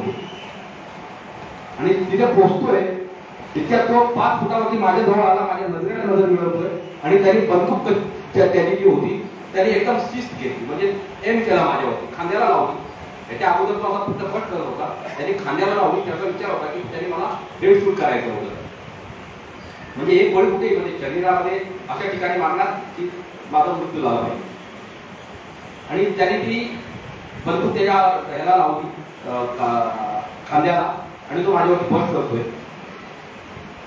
ती बोलतात म्हणजे जागोराचा साह्य मार्स केला होईल. त्या परमपिता भगवान विष्णूने जिथे मी हात टाकतोय तिथे माझी जीवन संगती मला भेटली आणि मला काय त्याच्यावरती शिस्त घ्यायची काही गरज लागली नाही, कारण मला माहिती आहे की माझी नजर तिथे नाही, माझी गोळी त्याला तिथे टिकेल. जशी होती तशीच मी तर माझी उचलली आणि ट्रिगर प्रेस केला, खालून वर ट्रिगर प्रेस केला, कारण माझा पण ऑटोमॅटिक होते. माझा जो सेफ्टी कॅच जो असतो तो लिव्हर सेफ्टी लिव्हर होता तो ऑटोमॅटिक वरतीच होता, कारण तुम्हाला फायर कसं करायचं असतं तर त्या सेफ्टी लिव्हर वरती असतं. सिंगल करायचं असतं सिंगल वरती करा, ऑटोमॅटिक करायचं असतं तर ऑटोमॅटिक वरती करा. तर माझा ऑटोमॅटिक वरती होता. मी जशी होती तशी त्याच्यावरती चाललेली, म्हणजे फक्त ट्रिगर ऑफ दाबला आणि आतमध्ये होते जेवढ्या गोळ्या म्हणजे 5 फुटावरती तर होता, सरळ वरती खालपासून वरपर्यंत त्याला चिरला, फाटला तो संपूर्ण त्याचा म्हणजे ब्लास्ट झाला आणि माझ्यावरती येऊन पडला. माझ्यावरून पडला. मी थोडंसं अजून कन्वर्ट बदलली, थोडंसं अजून बाजूला झालो आणि एक गोळी त्यातली काढली, मी त्याला भेजावरून टाकला, संपूर्ण त्याला आऊट करून टाकलं. आणि मग मी माझ्या साथीला माझ्या कमांडरला सांगितलं, सर मला गोळी लागली. साथीसाथ माझ्या साथीला पण गोळी लागली, त्याचं नाव सांगितलं. आणि त्यानंतर माझ्या कमांडरने सांगितलं की मी लगेच हेलिकॉप्टर पाठवतोय, वेल्डर खूप चांगला आहे, थोडं तू काळजी करू नको, 10 मिनिटांमध्ये पुढच्या अर्ध्या तासामध्ये तुला हेलिकॉप्टर भेटेल. हेलिकॉप्टर इम्फालमध्ये होतं. इम्फाल म्हणजे मणिपूरची राजधानी इम्फालहून हेलिकॉप्टर उडालं आणि तो जिथे मी ऑपरेशन पण करत होतो त्या म्यानमारच्या बॉर्डरवरती त्या टेकडीवरती, कारण त्यांना ग्रीड रेफरन्स जो आहे तो त्यांना तिकडे माहिती होता की मी या पॉईंटवरती मी इथे आहे. हेलिकॉप्टर तिथपर्यंत पोहोचलं आणि आतंकवाद्याने हेलिकॉप्टरवरती फायर करायला सुरुवात केली. ज्याला कळलं की काहीतरी झालंय, हेलिकॉप्टर इथे यायला सुरुवात झाली की तो वरती गाड्या घालतोय. इतक्यात झाला मौसम खराब, हेलिकॉप्टर वरती फिरतोय, खाली बादल आले आणि पाऊस पडायला सुरुवात झाली, पुन्हा ब्लॅकआउट झालं. हेलिकॉप्टर 4-4:30 वाजेपर्यंत तो फिरत होता तिथे वरती, पण हेलिकॉप्टरवरती आतंकवाद्यांनी एवढा फायर केला की तो बोलला की आता 5च्या नंतर नॉर्थ ईस्ट मध्ये अंधार व्हायला सुरुवात होते आणि ह्या अंधारामध्ये मी रिस्क घेऊ शकत नाही, तुम्ही सकाळपर्यंत यांना वाचवा. जर थर्ड लाईट मध्ये सकाळी 7 वाजता आम्ही यांना घेऊन इव्हॅक्युएट करून घेऊन जाऊ इम्फालमध्ये. आणि तो हेलिकॉप्टर तिथून निघून गेला. ती संपूर्ण पौर्णिमेची रात्र, वटपौर्णिमेचा दिवस, दुपारी 12 वाजता मला गोळ्या लागल्या. माझ्या घरचा मंदिर जळतो. ज्या वेळेला माझी बायको ज्या वेळेला ती पूजा करून आली आणि तोपर्यंत बघते तर मंदिराची जी शेरावाली माता जो हे असतो ना काय ते चुंदरी, ती मी तिथूनच आणली होती, शेरावाली माझी जम्मूहून, आणि ती बांधलेली चुंदरी जळते. मला 12 वाजता गोळ्या लागतात, 12:30 वाजता ही संपूर्ण कारवाई सुरू असते. संध्याकाळी 6 वाजेपर्यंत मला कळतं की काहीतरी वेगळं झालेलं आहे, की ऑटोमॅटिक त्यांनी फायर केलं, त्याच्यामध्ये संपूर्ण पाय जो आहे लेफ्ट पाय संपूर्ण गोळ्या घेऊन गेलाय, फक्त मांस उरला होता, हड्डी संपूर्ण गोळ्या घेऊन निघून गेल्या. उजव्या पायाचा कंपाऊंड फ्रॅक्चर झाला, मधली जी हड्डी आहे ती 2 गोळ्यांमुळे तो मधली हड्डी निघून गेली, मांस तसाच्या झाला, मांसाला काहीच झालं नाही, पोटातल्या आतड्या बाहेर होत्या. आणि त्याच्यामध्ये माझ्या साथीने मला एका नाल्यामध्ये घेऊन गेले, नाला म्हणजे वाहता नदीमध्ये घेऊन गेले, आणि एक खूंड असतो ना की झाडाचं मुळापासून वाहून गेल्याच्या नंतर तो थोडंसं त्याचे मुळं कुठेतरी चिटकून राहतात आणि तो संपूर्ण साफ धुवून स्वच्छ असं ती कुंड होतं, त्याच्यावरती मला घेऊन त्याने तिथं ठेवलं. आणि माझ्या अंगावरती सर्व त्यांनी चेक केलं की कुठे कुठे काय झालंय. संपूर्ण उघडं गेलं, बघतोय तर संपूर्ण अशी अशी कहाणी आहे. त्यांनी सांगितलं सर आता झोपायचं नाही. वरुण राजा जो आहे इंद्रदेव आमच्यावरती आशीर्वाद देतोय, लगातार पाऊस होतोय, आणि अशामध्ये मला ग्लानी यायला सुरुवात झाली. म्हणजे रक्त रक्त गेल्याच्या नंतर थोडंसं वाटतं की काहीतरी होत आहे. माझ्या साथीला सांगितलं तर मला रक्त जास्त जाते त्याच्यामुळे मला थोडंसं म्हणजे मला चक्कर आल्यासारखं वाटतंय. हा रक्त थांबव पाहिजे सर्वात पहिले. रक्त थांबवायचं तर त्यांनी बांधायला सुरुवात केलं की सर्वात पहिलं त्यांनी हा लेफ्ट पाय जो संपूर्ण गोळ्यात घेऊन गेला होता. पण तुमचा मास्क राहिला होता. तो मास्कमुळे तो रक्त थांबत नव्हता. बांधायला प्रयत्न केला पण जास्त त्रास होत होता कारण फक्त पंजाला काहीच झालं नाही. वरचा पेंट्रीचा जो भाग होता तो संपूर्ण गोळ्या घेऊन गेला आणि तो खालचा जो पंजा होता तो जास्त खाली ताणल्यामुळं अजून तो खेचत होता आणि जास्त त्रास होत होता आणि त्याच्यामुळं रक्त थांबत नव्हता. मी माझ्या साथीला बोलतो भाई ऐसा कर इसको काट दे और इसको बांध तब जाके ब्लड रुकेगा. तो बोलता सॉरी सर ये मैं नहीं कर सकता.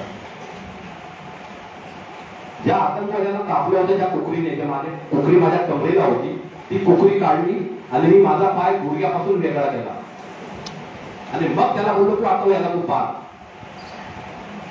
त्यांनी जसा पाय कापल्याच्या नंतर मग त्यांनी तो तिथे बांधला.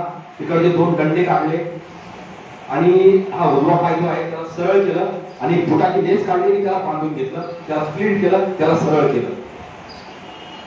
राहायला जसं म्हणतात ना की एक कुठला तरी ठीक होतंय तोपर्यंत दुसरा शरीर काहीतरी साथ द्यायला सुरुवात केली त्यांनी. जसं हे दोन्ही ठीक होत आहे इतक्या पोटातल्या आतड्या जसं जसं श्वास घेतोय तसं तसं आतड्या बाहेर पडायला सुरुवात झाली आणि एवढासा होल होता त्याच्यातून त्या आतड्या बाहेर आतमध्ये आल्याचा प्रयत्न करतो कारण 2 गोळ्या लागल्या. पूर्ण बुलेट जे आहे 9mm जो बुलेट आहे पूर्ण दोन्ही बुलेट पोटामध्ये होत्या. ते कारण मी जमिनीला चिकटले असल्यामुळं त्यांनी त्या पार झाल्या नाही.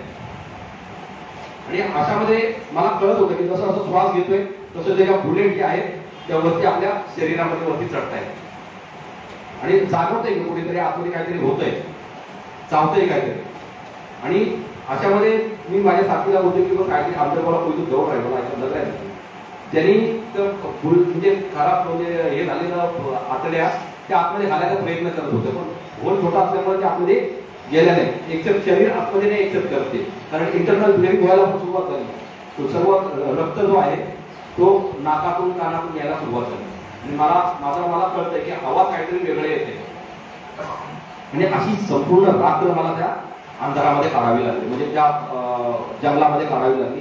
वरून ढग आणि पावसाने मोठी मेहरबानी केली की मला झोपून दिलं नाही आणि माझ्या साथीने प्रत्येकाजवळ मॉर्फिनचं इंजेक्शन होतं. इंजेक्शन घेऊन यायचे आणि तो मॉर्फिनचं इंजेक्शन घ्यायचे आणि त्याच्यामुळे काय झालं की वेदना होत नव्हत्या काही कळत नव्हतं आणि तो ओव्हरडोस झाला. मॉर्फिनचं इंजेक्शन म्हणजे आपल्याला ज्या वेळेला ऑपरेशन होतं ना त्यावेळेला किती MMच्या हिशोबाने तो मॉर्फिनचं इंजेक्शन दिलं जातं म्हणजे आपल्याला बेहोश करण्यासाठी किंवा तुम्हाला कुठली गोष्ट म्हणजे जाणून दे किंवा ऑपरेशन करण्याच्या अगोदर तुमची ब्लडची चेक होते त्याच्यानंतर तुमचं शुगर चेक केल्याच्या नंतरच डॉक्टर किती वेळेचा ऑपरेशन आहे त्या हिशोबाने तुम्हाला तो इंजेक्शन दिलं जातं. पण माझ्या साथीने माझं हे विचार केला की ह्याला हे जास्त होतंय वेदना जास्त होत आहे तर चढवायला किती चढवत्या म्हणजे वेदना तरी कमी होती आणि त्या हिशोबाने काय झालं की ओव्हरडोस झाला. काहीच कळायला तयार नाही की काय होतं काय आहे नेमकं. आवाज डबल येतोय मी बोलायचा प्रयत्न करतोय तोंडातून शब्द निघताय काय निघताय मला स्वतःला कळत नाही. संपूर्ण रात्र ती अशामध्ये आमची ती निघून गेली.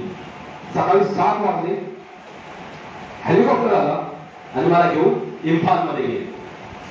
इम्फालला गेल्याच्या नंतर सर्व तयारी ओटीची तयारी झाली की ओटी म्हणजे ऑपरेशन थिएटर. ओटी मध्ये घेऊन गेले आणि तिथेच माझा कमांडिंग ऑफिसर किंवा माझा एक दुसरा मित्र आहे तो तिथे होता. त्याने आम्हाला बघितलं सर्व म्हणजे ओळखत तर होतो पण मला हे कळत नव्हतं की ऍक्च्युअल मला झालंय काय कारण ओव्हरडोस झाला होता हे मला माहिती होतं की हे सगळं मी कापलंय विकलंय हे सगळं मला जाणीव आहे. आणि तिथे गेल्याच्या नंतर तहान लागतं म्हणजे म्हणतात ना की एकदा ते मॉर्फिनचं इंजेक्शन दिलं ना की तुम्ही पाणी प्यायचं नाही मग तो तुम्हाला झेरचं काम करतो.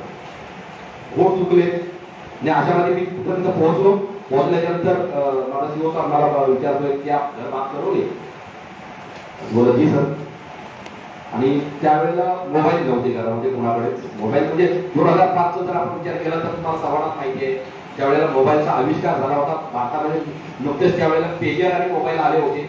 पेजरने मेसेज पाठवायचे आणि मोबाईलमध्ये कोणतरी मोठा असेल त्याच्याकडे जर मोबाईल असला तर नाहीतर वॉकी टाकी किंवा आपलं याच्यावरती काम करायचं लँडलाईनवरती. मी माझ्या बायकोला फोन केला तिथे, कारण त्यावेळेला आम्ही कल्याणला राहायचो आणि आम्ही सेकंड फ्लोअरवरती होतो. ग्राउंड फ्लोअरला जे एसटीडीचं दुकान होतं त्यावेळेला मी एसटीडीवाल्याचं आमच्या काकांना त्याला सांगितलं सर मी असं बोलतोय आणि माझ्या मिसेसला बोलवा पुन्हा 5 मिनिटांनी मी कॉल करतो. आणि मी तिथून कॉल म्हणजे परत पुन्हा 5 मिनिटांनी कॉल केला आणि मी माझ्या मिसेसला सांगतोय की मला फुटबॉल खेळताना लागलंय, पुढचे 5-6 दिवस तुला मी फोन नाही करणार किंवा पत्र लिहिणार नाही, कारण मला हो शकत आहे मला दिल्लीला जावं लागेल, माझा पाय फ्रॅक्चर झाला. बोललं ठीक. मग तेवढं बोललो नाही, ताबडतोब मी फोन ठेवून दिला. फोन ठेवून दिला. त्याच्यानंतर तिथून हॉस्पिटलने काय केलं, 3 टेलिग्राम बनवले. तेवढ्या टेलिग्रामचं काम करायचं सर्व टेलिग्राम. हॉस्पिटलने 3 टेलिग्राम बनवले आणि त्याने 3 टेलिग्राममध्ये ऑफ इमिजिएट वरती हेडलाईन दिली आणि त्याच्यानंतर खाली लिहून पाठवलं गनशॉटहून की DSW गनशॉटहून आणि एका पाय वन लेग ॲब्डोमेन आणि एक पाय अँपूट, पोटामध्ये गोळ्या आहेत आणि एक पाय अँपूट झालेला. हे सर्व क्लिअर लिहून त्याने घरी कल्याणला रवाना केलं आणि मला ओटीमध्ये घेऊन गेले. ओटीमध्ये गेल्याच्या नंतर माझ्या पोटातल्या गोळ्या काढल्या आणि मला थोडंसं ती वाटायला लागलं आणि मला तसं त्यांनी त्याच हेलिकॉप्टरमध्ये भरून पुन्हा पाठवलं world fibre base hospital Guwahati. गुवाहाटीला आलो आणि मग मी माझं संपूर्ण होश म्हणतात ना की पुढचे 5-6 दिवस मला काहीच कळलं नाही. मग मी कोमामध्ये होतो. तोपर्यंत माझा संपूर्ण परिवार जो आहे तो गुवाहाटीला आला होता. 6 दिवसांनी मला कळलं की माझा परिवार संपूर्ण गुवाहाटीला आहे. मला बायको म्हणते की असं झालं होतं की जोपर्यंत मी इथं कल्याणला मी असं सांगितलं की मला फुटबॉल खेळताना लागलंय, पण दुसऱ्या दिवशीमध्ये 24 तासामध्ये तुमचं जो टेलिग्राम आहे तो घरी पोहोचायचं. कुठेही असू दे, देशामध्ये 24 तासाचा टेलिग्रामचा हिशोब होता त्यावेळेला की देशामध्ये कुठेही असू दे 24 तासामध्ये तुम्हाला टेलिग्राम पोहोचलाच पाहिजे. आणि टेलिग्राम घरी पोहोचलं आणि त्या टेलिग्राममध्ये असं लिहिलेलं होतं. आता माझ्या मिसेसला काय ते कळलं नाही. GSWचा आता काय गनशॉट काय आहे काय आहे. तिने तिच्या वडिलांना सांगितलं. माझे सासरे जे आहेत भारतीय सेनेमधून सुभेदार या रँकने रिटायर्ड होते. तर त्यांनी वाचल्याच्या नंतर त्यांना लगेच कळलं. त्यांनी लगेच माझ्या मेवण्याला फोन केला. माझा मेवणा त्यावेळेला कर्नल रँकवरती तो ओडी सेक्टरमध्ये होता आणि त्याला त्यांनी सांगितलं अशाला असं आहे बघ जरा ऍक्च्युअल कहाणी काय आहे ती. त्यांनी लगेच माझ्या सीओ साहेबांना फोन केला. त्यांनी सांगितलं अशाला असं आहे, म्हणजे त्याला गोळ्या लागले आणि DI लिस्ट म्हणजे डेंजर लिस्ट वरती आहे, जगेल की नाही माहिती ना, अशाला असं एवढी कहाणी आहे. आता सध्या तो कोमामध्ये आहे आणि जर तुम्हाला यायचं जर असेल तर तुम्ही डायरेक्ट गुवाहाटीमध्ये या, तो इम्फालला नाही. आणि कारण मी इम्फालवरून फोन केला होता आणि मग ही तो पूर्ण परिवार माझा जो आहे, माझे मामा, माझी आई, माझे सासरे किंवा माझे भाऊ सगळेचे सगळे येऊन इथपर्यंत पोहोचले होते. माझे बंधू त्यावेळेला सर्व आर्मीमध्ये होते आणि ज्याला एक होता टेंगामध्येच आता जे गलवान व्हॅली आहे तिथे होता. तो तिकडून आला. एक राजस्थानला होता तो तिकडून आला. बाकीचे संपूर्ण आपल्या ग्रुपमध्ये होते ते सर्व तिथपर्यंत येऊन पोहोचले. आणि त्याच्यानंतर 6 दिवसांनी मला ज्यावेळेला होश येतं त्यावेळेला मी बघतोय तर मला संपूर्ण हा परिवार काठीतून मला बघत होता. आणि मला तर मागचे जे 6 दिवस जे होते ते संपूर्ण कोमामध्ये असल्यामुळं मला काहीच माहिती नाही त्यातलं. आणि ते जीवनातला संपूर्ण जो म्हणतात ना की तो ब्लँक दिवस, ते ब्लँक दिवस होता. असं होतं की काही म्हणजे आठवतच नाही काय होतं. आणि अशामध्ये संपूर्ण परिवार तिथं काठीतून मला बघतोय आणि सर्व रडतायत. आणि मग मी माझ्या बाजून म्हणजे माझ्यासाठी एक नर्स, स्पेशल एक नर्स होती, कारण मी कोमामध्ये आणि ICU मध्ये होतो. तिथे प्रत्येक सैनिकासाठी म्हणजे जे असे वेगळं काहीतरी हे झालेलं आहे त्यांच्यासाठी ICU वेगळा होता आणि त्या काचेमध्ये असल्यामुळे मला होश आला. तसं मी त्या मॅडमला बोलवलं. मॅडम मला बोला म्हणजे कमांडंट सबसे बात करते. जसं तुला सांगितलं कमांडंट साहेबांना सांगितलं, कमांडंट म्हणजे ब्रिगेडियर होतं त्यावेळेचे, ते ब्रिगेडियर रामदास आले तिथे आणि त्यांनी मला विचारलं क्या हुआ बेटे, बोला साहब मेरा परिवार इधर आया हुआ है, उनको तुरंत आप मुंबई के लिए रवाना कर दूं, अगर ये मेरे साथ रहेंगे तो मैं जल्दी ठीक नहीं हो पाऊंगा. त्यांनी ताबडतोब तसंच वॉरंट बनवलं आणि त्याच दिवशीच संध्याकाळचं यांना मुंबईसाठी रवाना केलं.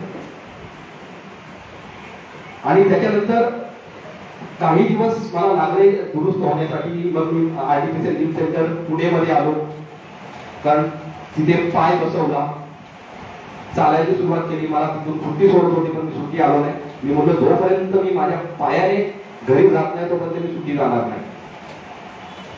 2-3 महिने लागले मला पाय बनवलं, त्याच्यानंतर चालायचे प्रयत्न केला. कारण म्हणतात आपलं बाळ कसं चालतं, कधीच म्हणजे ही विचार सुद्धा कधी केला नव्हता की असं होईल म्हणून. जो उजवा पाय आहे त्याच्यामध्ये रॉड टाकला होता आणि त्याला बिलकुल सेन्सच नव्हतं, काहीच नव्हतं. जवळजवळ 6 महिने त्याला काहीच सेन्स नव्हतं. पण डॉक्टर बोलले होते की काही दिवसांनी तुम्हाला तो सेन्स येईल. आणि त्याच्यानंतर 6 महिन्याने मला माझ्या पायाला सेन्स आलं होतं. आणि मी असे हे सर्व होत असताना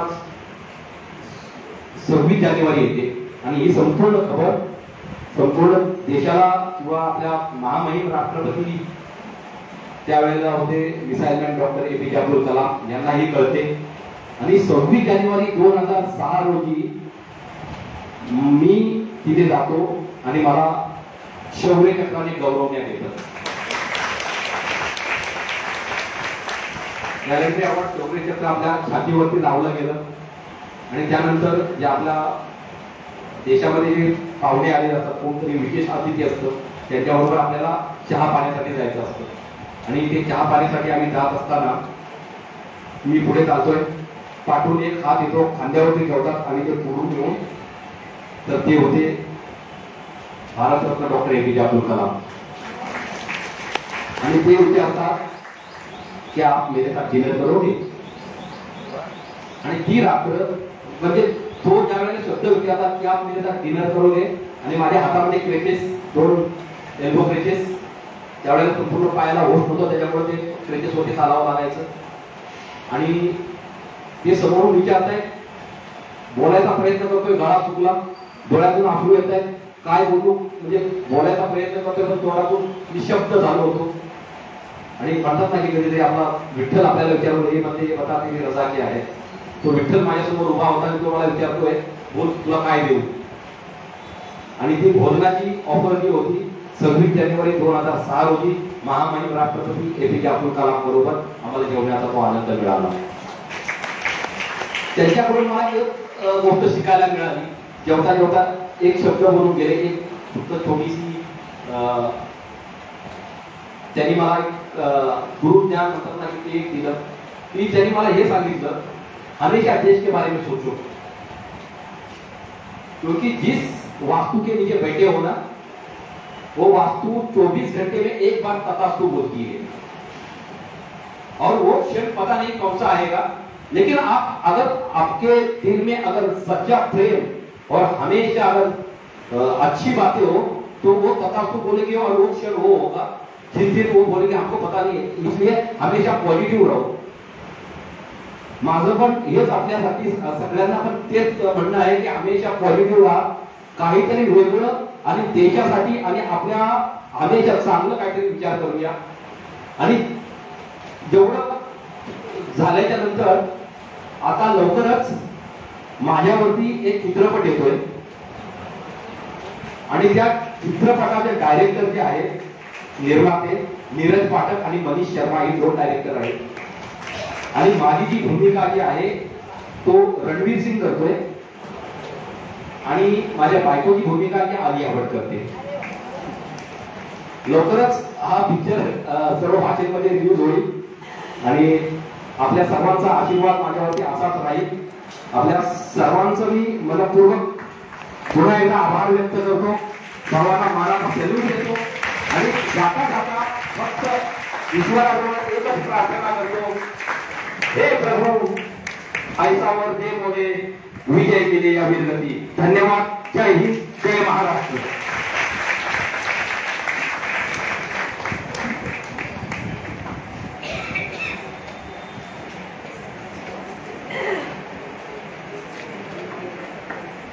खूप छान. सगळेजण भारावून गेलो आहोत. जवळजवळ 1.5 तास आपण त्यांचे अनुभव ऐकले. आपल्या एका डोळ्यात आपण भावनाशील झालो तर दुसऱ्या डोळ्यात त्यांच्याबद्दल आपल्याला अभिमान निर्माण झालेला आहे. आणि सर सांगायला आनंद होतो की ज्या बालवयात शिरीष कुमारने बलिदान दिलं त्या शिरीष कुमारच्या गावची नंदुरबारची मी आहे. आणि मगाशी सांगितल्याप्रमाणे माझे नवरे पण सैन्यामध्ये होते आणि बहिणीचं लग्न झाल्यानंतर फक्त 6 महिने झाले होते आणि ते भूजला एका लढाईमध्ये त्यांना ते शहीद झाले. तर अशा 2 आठवणी मला आता जागृत झाल्या. आणि सरांनी जे सांगितलं होते खरोखर खूप अभिमानास्पद आहे. म्हणजे आज त्यांच्याबद्दल किती बोलावं आणि किती नाही असं झालंय. पण सर तुमच्यासाठी मी एक शब्दांचं घर बांधलंय बसल्या बसल्या ते सांगते की जो एक घर बांधलंय त्या घराचं नाव दिलंय शौर्य निवास. हे घर कसं असेल किंवा कसं आहे माझ्या मनात म्हणण्याप्रमाणे तर सदैव भारत मातेचा विचार ही घराची आखणी आहे. सदैव भारत मातेचा विचार ही घराची आखणी आहे. कमांडो बनायचेच हा घराचा पाया आहे. भारतीय सैन्य दल ही घराची भिंत आहे. भारतीय सैन्य दल ही घराची भिंत आहे. आणि दहशतवाद्यांना कंठस्नान हा घराचा कळस घराची धनदौलत आहे. आत्मविश्वास हा घराचा देवारा आहे. आत्मविश्वास हा घराचा देवारा आहे.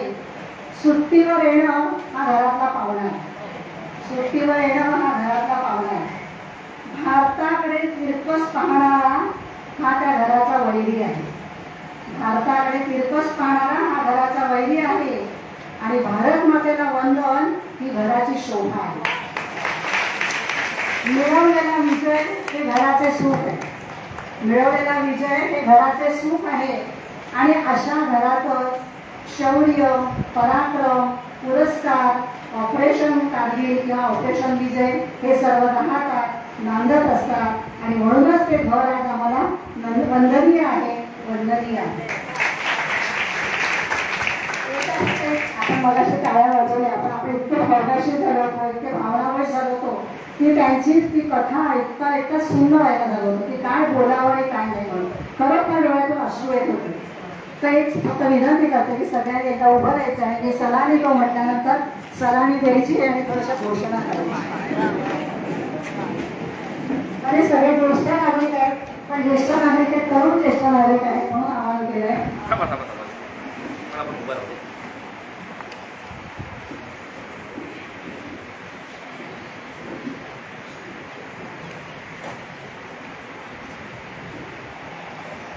त्यांच्या वेदना पायाच्या मला इथून सुद्धा दिसत आहेत आणि खरोखर अभिमान वाटतोय की किती त्यांचा शौर्य आहे. एक साथ सलामी तो.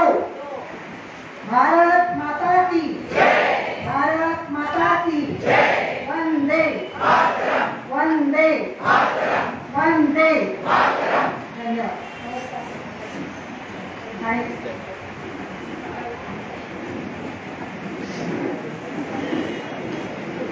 आता पसाय जाणारे आपण कार्यक्रमाची सांगता करूया. युक्ती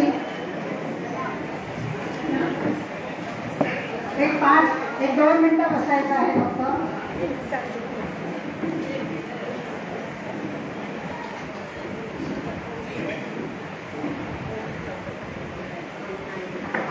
खरं तर मी आज खूप खूप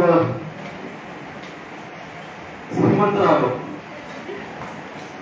की एवढे आशीर्वाद मला आणि माझ्या बायकोला मिळाले.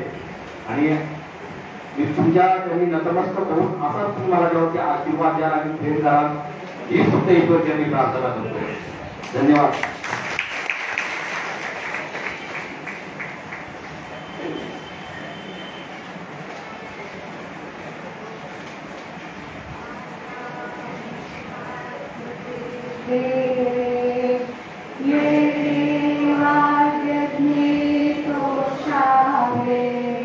तो शोरी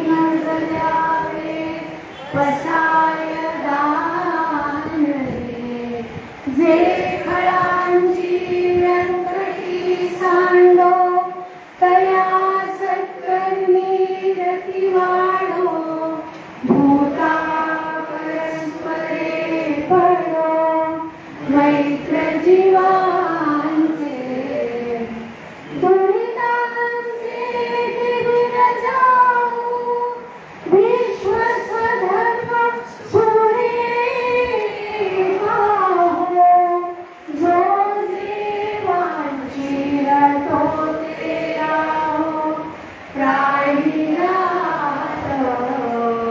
वर्षत सकळ मंगळी ईश्वर इष्टांची मांदी आई अनवरत भूमंडळी भेट तू भूता चला कल्पतरुंचे आरव चेतना चिंतामणीचे गाव बोलते जे अर्णव पियुषांचे